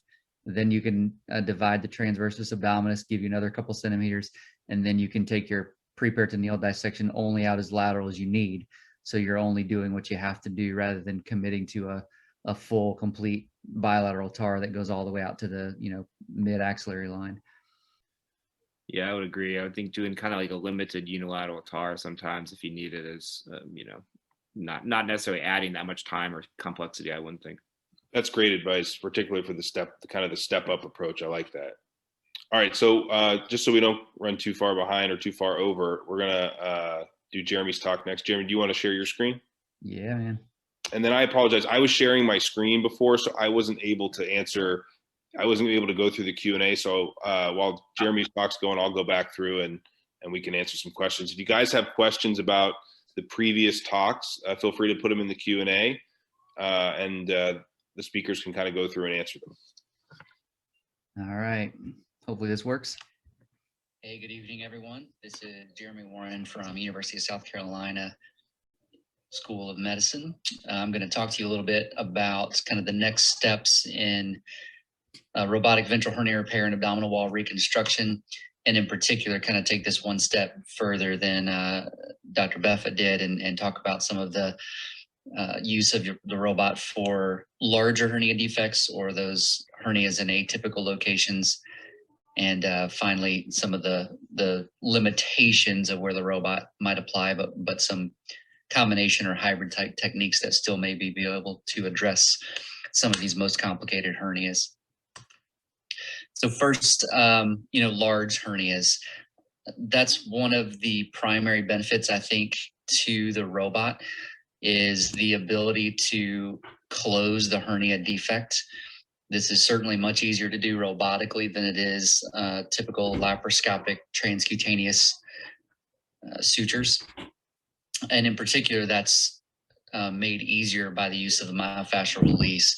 I think that's a very difficult operation to do laparoscopically, though it is described, but the robot really allows us to do the rectus myofascial advancement flap, including a TAR whenever necessary, and that really allows a lot of medialization of the rectus and ability to close even these larger defects. We're going to talk a little bit as well about, how this impacts post-op recovery and potential wound morbidity, and if there's possibly an even higher benefit for some of the highest risk patients by using the robotic technique, and just kind of some of the holes in the data in our own practice in that as well. So again, to go back to the hernia closure, I think this is really one of the primary benefits. There's a good amount of literature out there now that shows that closure of the hernia defect with a reinforcing mesh rather than a bridging mesh, whether that's done in an open or a laparoscopic technique, is generally preferred. As surgeons, I think we intuitively know that anyway. If we can put the anatomy back where it belongs, it just kind of makes you feel a little bit better. But in particular, the traditional laparoscopic approach of a bridging mesh underlay is really kind of fallen largely out of favor, at least for any larger defects. We know that the mesh can bulge or eventrate through that unclosed hernia defect. And there's some evidence that larger hernias actually have a significantly higher recurrence rate when the defect is 10 centimeters or larger. And there's also literature to indicate that closing the defect may even decrease the rate of seroma. I think that's really primarily limited to the IPOM technique. And we'll go over some of that data in our robotic retromuscular repairs in a little bit as well. But that makes sense if you look at kind of the physics of a hernia repair. So if you are wanting to create a situation where the mesh is reinforcing your repair rather than bridging the repair to reconstruct or replace the abdominal wall, you actually have to look at the tissue mesh interface. And what we find is that there's actually more of an exponential increase an exponential decrease in mesh tissue interface when a hernia gets larger and larger, such that the larger the hernia, the larger area of mesh overlap you actually need. So that when we look at a 5 centimeter overlap, which is kind of traditionally recommended, that's really probably not enough when you start to get to larger hernias, even hernias as small as 5 centimeters. So when you look at a 10 centimeter hernia, by doing the math on this, you may actually need something like a 10 to 12 centimeter overlap, which is just not feasible in most cases. The myofascial release that's afforded by the robot is what really sets it apart from a traditional MIS or laparoscopic approach. What you also want to know, though, is are you going to be able to achieve this, and is this in your wheelhouse? Is this in your skill set to perform? So one of the things that we've looked at is whether or not we can predict the need for myofascial release when we're doing these complex hernia repairs. The rectus width to hernia width ratio is something that we came up with a few years ago to try to help us to predict whether or not a myofascial release beyond the retromuscular space would be needed, whether an external oblique or a transversus abdominis release. There's been a few other proposed mechanisms using, volumetrics to estimate the volume of the hernia sac versus the abdominal cavity, as well as something called a component separation index that sort of uses the hernia width as an arc of the total circumference of the abdominal wall to help predict whether or not a myofascial release is needed. But we found that the rectus width to hernia width ratio is actually fairly simple. We published on this last year, and we're able to identify that a rectus to defect width ratio of greater than 2 portends about a 90% chance of being able to close a hernia defect without any additional myofascial release, compared to a ratio of less than 1, where 80% of patients required an additional myofascial release. And there's some gradation in between there that steps up, as you might expect, as that ratio increases, fairly linear progression there. So that is validated in open hernia repair and not externally validated yet, but I still think it's a very useful tool when you're evaluating a patient with a larger hernia to determine if this is a candidate for a robotic approach. And I could say just in our practice, looking at a CT scan with a really wide rectus, even with a fairly large hernia defect, makes me think that I'm probably going to be able to accomplish this robotically. Someone with a very narrow rectus sheath, even if it's a smaller hernia defect and that ratio is off, may technically be very difficult to do robotically. So I want to talk about 2 major techniques that we would use to address these large hernias. The first is the double dock TAR technique, or the robotic TAR. And my partner, Dr. Carbonell, initially described this and kind of popularized this approach. And this is a transabdominal approach, taking down any adhesions that are necessary first, and then performing a rectus abdominis release on the contralateral side, along with a transversus abdominis release, and then bringing in the robot from the opposite side to perform the retromuscular release and TAR contralaterally. This gives you a really wide space for mesh placement. It's pretty easy to close the posterior sheath and really releases those anterior elements to make the anterior closure easier as well. So just a quick video to demonstrate this. Here we are opening up the rectus abdominis, the rectus sheath just lateral to the linea alba. You can see the hernia defect there at the top of the screen. Entering into the retromuscular plane to sweep that posterior sheath down away from the muscle, extend that out laterally until we reach the semilunar line. You can see the neurovascular bundles coming into view here, just medial to that semilunar line, which will be our key landmark for starting the transversus abdominis release. So we're going to start our TAR here, again, just medial to those neurovascular bundles, dividing through first the posterior lamina of the internal oblique aponeurosis, followed by the transversus abdominis muscle itself, and then entering into the pre-peritoneal or pre-transversalis plane just below that, extending that dissection laterally until we reach the mid to posterior axillary line. You can see the transversus fibers up there. We're now actually going to place our new trocars into that new space. This is a little bit older video showing initial mesh placement. We typically place this in at the end now rather than midway through the operation. And typically use little to no fixation.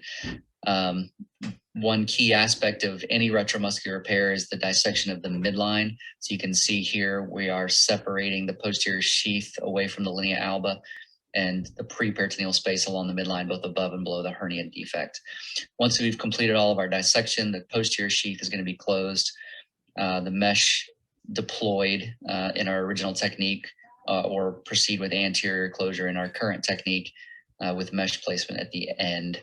Anterior closure is done with a self-fixating large gauge suture.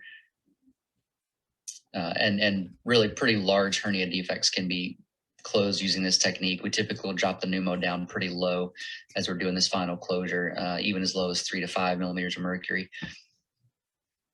That's a really nice technique. Works really well for particularly large hernia defects.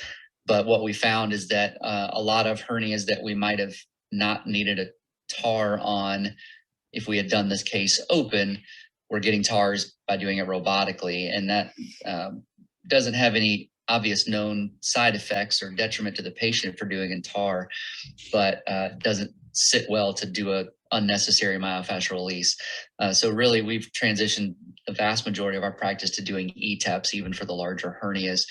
So Igor Belyansky initially described this technique for ventral hernia repair, and this is sort of our general approach to this. We place our trocars typically on the left side, starting with the subcostal kind of mid-rectus optical entry, and then place a second trocar to begin the dissection.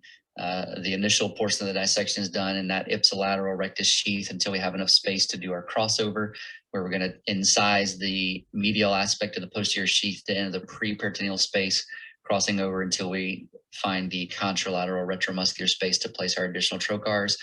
And we've done the vast majority of our cases in this top-down approach.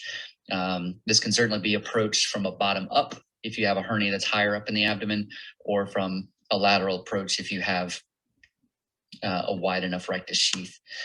So again, here's a brief video demonstrating this ETEP technique. The initial retromuscular dissection is done here, and now we're starting the crossover. So again, incising the posterior rectus sheath just under the linea alba, and you can see the preperitoneal fat there coming into view, and now sweeping that down away from the linea alba. Part of the reason that we like this top-down approach is the view is kind of very anatomic, but you also have a very nice preperitoneal fat plane with the falciform ligament here up top that minimizes the entry into the abdominal cavity, where that pneumoperitoneum can really kind of affect this initial dissection. So continuing that contralateral retromuscular dissection there until we can place our next trocars. And now we begin the dissection here. We're inside the abdominal cavity, have opened up that hernia sac and reducing the herniated contents, and now completing the hernia repair. So incising the posterior sheath just off the linea alba. This is a patient with multiple Swiss cheese type defects, so it really wasn't feasible to strip out all the hernia sac and leave that posterior layer intact. If you do have that option, it's great. It means you have to do a lot less closure of your posterior layer, but it's not always possible. As we get to the lower end of the hernia, again, we're opening up the preperitoneal space below the hernia defect, creating a common space from right retromuscular plane to the midline preperitoneal plane to the left retromuscular plane, and then closing up our posterior sheath once we have adequate dissection. Again, this is done with a self-fixating suture. Anterior defect is closed as well. Again, this is typically done under a reduced pneumo. And then we measure our space and deploy the mesh down against that closed posterior sheath, again, using very little to no fixation. For a very low hernia with limited inferior overlap, we will typically place suture into Cooper's ligament. For larger hernias, this can still be used, and a TAR can still be performed even under any of these docking positions that I mentioned. So for a top down, the trickiest part is really just the very first portion, or the uppermost portion of the TAR. Often I find this easier to begin inferior to the arcuate line, kind of do some of that lateral dissection there below the arcuate line and bring that back up to incise the posterior sheath. Although it's quite possible to do this beginning up high as well, which is where actually normally we'll do this. From a lateral dock position, this is actually pretty straightforward. Although you're only really doing one side, so that works very well if you have a prior stoma side that's only on one side, and you only need to do a TAR on the one side. But again, you see here opening up that posterior sheath to get into the preperitoneal plane and separating that space out laterally gives you a nice myofascial release. Very doable from an ETEP approach, as well as the double dock technique I mentioned earlier. So for these large hernias, the ETEP is still really our go-to. From a top-down approach, the limitation is really the space that you have above the hernia. You really need probably 5 to 8 centimeters to have enough space to dissect, dock your robot, and then have adequate mesh overlap at the end. Bottom-up approach really needs kind of that same space. And if you're going to do a lateral approach, a wider rectus is necessary. To me, that's sort of 6-7 centimeters. If it's less than that, I find it really difficult to do that dissection and work in that space. And then the major advantage, I think, of the ETEP is that you really kind of have a stepwise approach to doing this myofascial release, more like you would from an open perspective. So if you're doing this case open, you take only the myofascial release that you need. So you can potentially incise the posterior lamella of the internal oblique. That may give you a centimeter by itself, then divide the muscle. That may give you another centimeter, but you only have to take the dissection as wide as is needed for the repair that you're going to do. The RTAR or the double dock technique is great for a big hernia. It's really good for xiphopubic hernia, so when you really don't have that space above or below the hernia. But I do think that you have the potential to use a TAR or more extensive TAR that you might not have otherwise needed. What's the impact of the robotic approach on post-op recovery? I think that this has been pretty consistently demonstrated to reduce the length of stay. This is true of both compared to open and laparoscopic repairs. What we don't have data on yet is whether or not this improves the patient-reported outcomes. We actually started to look at this with our own experience and didn't see a clear benefit with 30-day PROs, but that might not be quite a sensitive enough instrument to detect changes in that first few days or first week or two post-op. Whether it improves in recovery, we don't really have good data on, return to work or return to normal activities. So that would be another question mark. And then no one's looked yet at opioid consumption compared to open lap or robotic repair of these large or more complex hernias. We've also just looked at our robotic experience in high-risk patients, particularly two groups, those with hernias greater than 10 centimeters, as well as patients with a BMI of 40 or higher. So we had 340 patients we identified that had hernias that were greater than 10 centimeters, and we saw a clear benefit in length of stay. Robot cases stayed 1 day versus 2.5 days for lap and 3 days for open. No significant difference in SSI between the three approaches. And no significant difference in recurrence, though admittedly our follow-up is not really adequate to detect this difference. Very similar results with patients with a high BMI. We found a 1 day length of stay robotically versus 2 days for lap versus open. There may be some benefit in wound morbidity, but I don't think we quite have the power to say that quite yet. But that does appear to be about half of the total SSI robotic compared to open. And there may be some benefit in recurrence, but again, we have some long-term follow-up limitations there. There's really not a lot of comparative data looking at wound morbidity. Much of the literature suggests that there may be a benefit, but none of these have clearly demonstrated this with statistical significance yet. Patients with a loss of domain are really generally pretty poor candidates for a robotic approach. You really don't have good ability to reduce a really large hernia to get it back in the abdominal cavity where you can actually see to do the myofascial release. So this is probably not a patient that you can repair robotically. If it's sort of on the borderline, you may be able to at least do some of the dissection robotically and then perform a hybrid type repair, which I'll mention in a few minutes.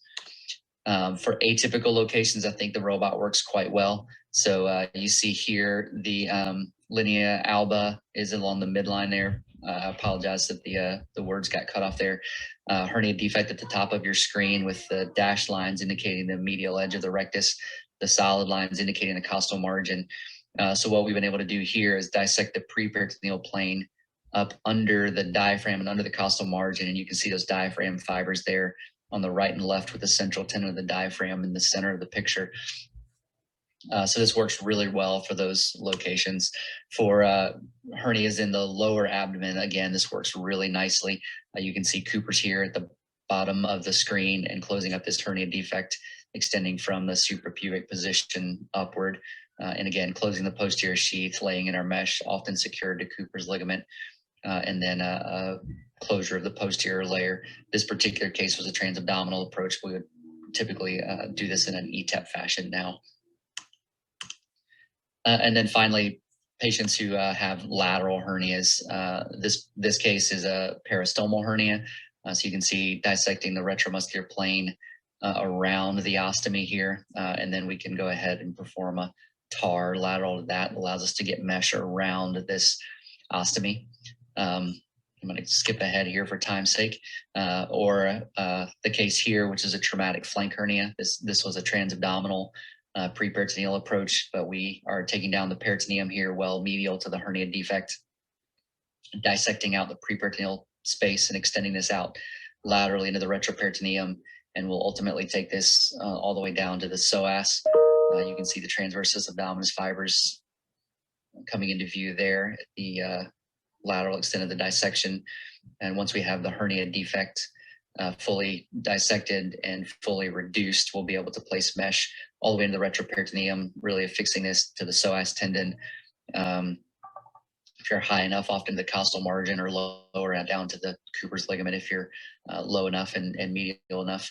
So again, I won't belabor this video in the interest of time, but I think the lateral locations in these atypical locations is really quite a nice use for the robot. We've recently looked at 75 patients who had non-midline hernias that we repaired robotically.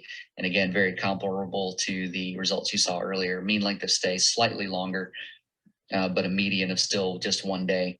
SSOs are uncommon other than seromas, and SSIs about 5% risk, very similar to what we've reported with traditional midline repairs as well. And then the last thing to cover is the poor skin conditions. So patients with a dystrophic scar or maybe a thin abdominal wall with a large hernia defect, then those are patients that you may or may not be able to approach this way, and that's just a real preoperative conversation to have with the patient. So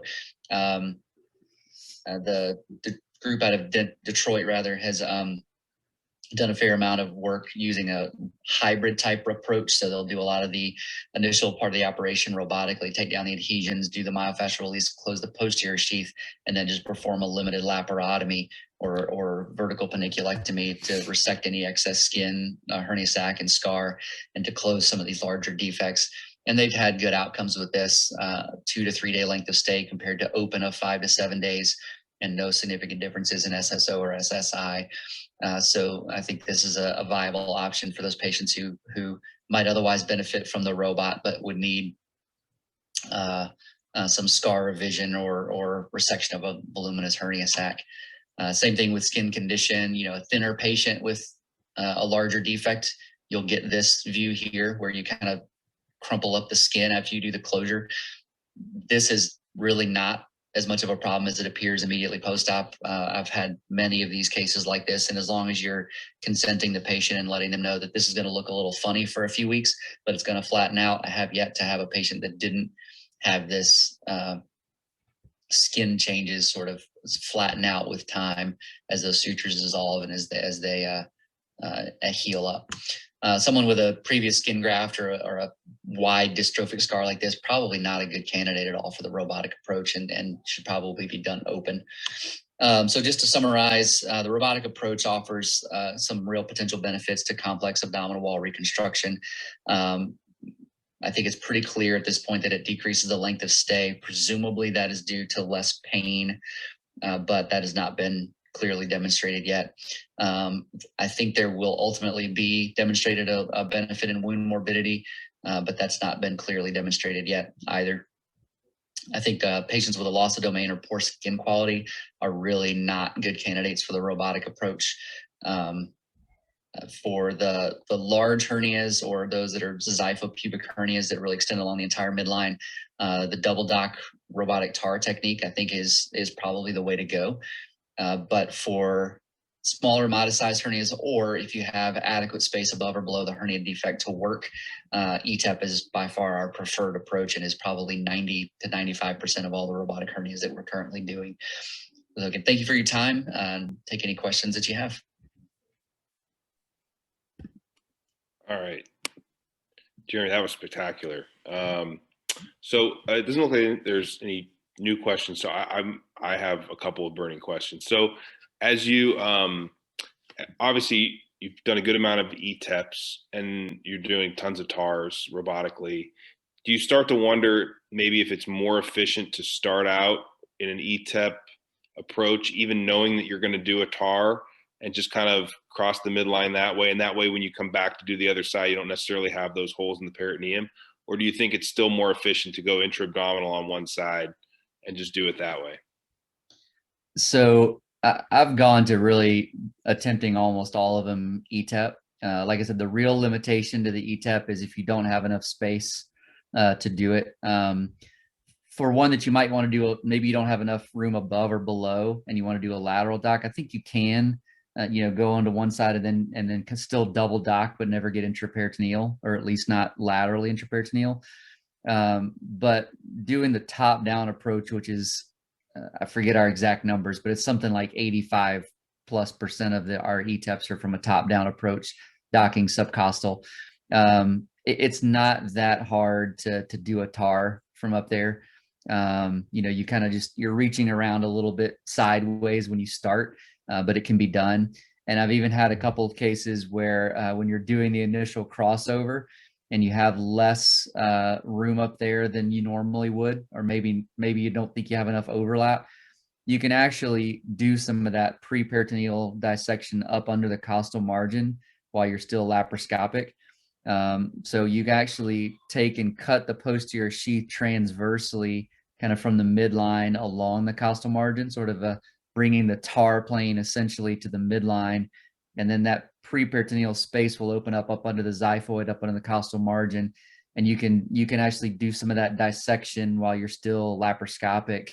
And that then once you're docked, you're not able to see that space anymore, but it's already made up underneath you. You can do everything, and you've already created that nice space above for mesh overlap. When you're closing a concomitant diastasis, whether it's with an ETEP, I mean, I know traditionally I've always been using that big #1 Stratafix symmetric because it's a nice, thick, durable stitch. But I actually just saw someone that was about 1.5 years, 2 years out, and the hernia is still fixed, but the diastasis started to come back, and it made me wonder. There's tons of plastics literature on using permanent suture for diastasis. Should we really, if we're fixing a diastasis, should you use permanent suture? Is that what you do? So the only time I really do much diastasis work is if it's with a concurrent hernia, and it's essentially kind of extending above or below the hernia. I just want to close that down a little bit more to bring the muscle together. I think I'm still skeptical of the cosmetic result of a robotic diastasis repair, simply because, especially if it's a wide diastasis, simply because the open approach, you're really taking the fascia and imbricating it under. And if you're doing that robotically, you're doing that in the opposite direction. And I worry that might form a bit of a ridge there on someone who's really getting it for a cosmetic reason. Now that being said, I also don't see a ton of patients that are coming in for a diastasis repair for cosmetic reasons. I'm usually seeing the 45-year-old couch potato whose family doctor said, "You got a big hernia, go get it checked out." And he's perfectly relieved to hear he doesn't have to have surgery. So yeah, they're rare. I agree. Usually when you tell people that you're trading one cosmetic problem for another, usually they opt out. Yeah. Again, that's only my practice. I'm sure there's some others who have a very different, patient population who might be able to speak better to that. All right. Somebody asked about Botox injections. Do you guys, any of you guys use Botox? I have used it a few times. We have generally reserved that for some of the more complex patients, possibly the ones that are going to get pre-op pneumoperitoneum as well.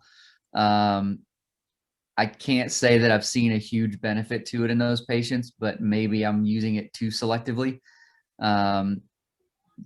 My read of some of the literature on that is that a lot of the patients that seem to be getting Botox would have probably been closed anyway, just based on our own fascial closure rates.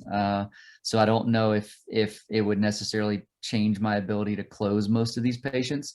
I think the fibrotic changes of the abdominal wall from a chronic hernia are not reversed by Botox. You can't really paralyze an already fibrotic and contracted muscle. So it behaves a little bit differently maybe than some. So I think I'm possibly not using it the way a lot of the literature, the guys publishing the literature are using it. I don't think it's the wrong thing to do, but I haven't quite found the utility of it yet. Yeah, Charlotte Horn just published a nice paper looking in the ACHQC well-matched propensity groups, showing that it really didn't increase fascial closure rates. The real question is, for the patients with loss of domain, large defects, who you are worried preoperatively you're not going to get the fascia closed, are those perhaps the patients? But I think you really have to have a way to define what that group is, because like Jeremy said, I think a lot of times Botox is often getting used and the fascia comes together, and it's very easy to convince yourself that the reason that it was closed was because of the Botox. And like you said, it probably would have come together anyway. So when we look at what group of patients is really going to benefit from this, it's probably the group of patients with loss of domain, and that has to be defined, which is probably somewhere with where you measure the volume of the hernia on a CT scan relative to the intra-abdominal cavity, and that's usually if the hernia contents are 20 to 25% big of the abdominal cavity, that might be the group that there's a benefit. But our group at the Cleveland Clinic does not ever use Botox, but we are looking into investigating it in the use in that group of patients. Yeah, and those are the ones that we have done it on. I'm just not entirely sure if it's helped us. But again, I think we've been limited because they're already such large complex hernias with such fibrotic abdominal walls that the compliance is just so poor that Botox just doesn't add anything. Some of those patients, even you can do a massive release and you don't move their rectus at all. Those are just patients that I think are borderline unfixable from a one-stage approach. Yep, agree. All right. Well, we're already almost 10 minutes over. I apologize to everybody for the AV issues that we had at the beginning. Maybe when SAGES publishes this and puts it online, they can edit that stuff out to make it look a little more organized. But thank you to all the speakers. Thank you to SAGES. Thank you to the America's Hernia Society for allowing us to put this together. And everybody have a good night. Thank you. Thanks, guys. Appreciate it, Clayton.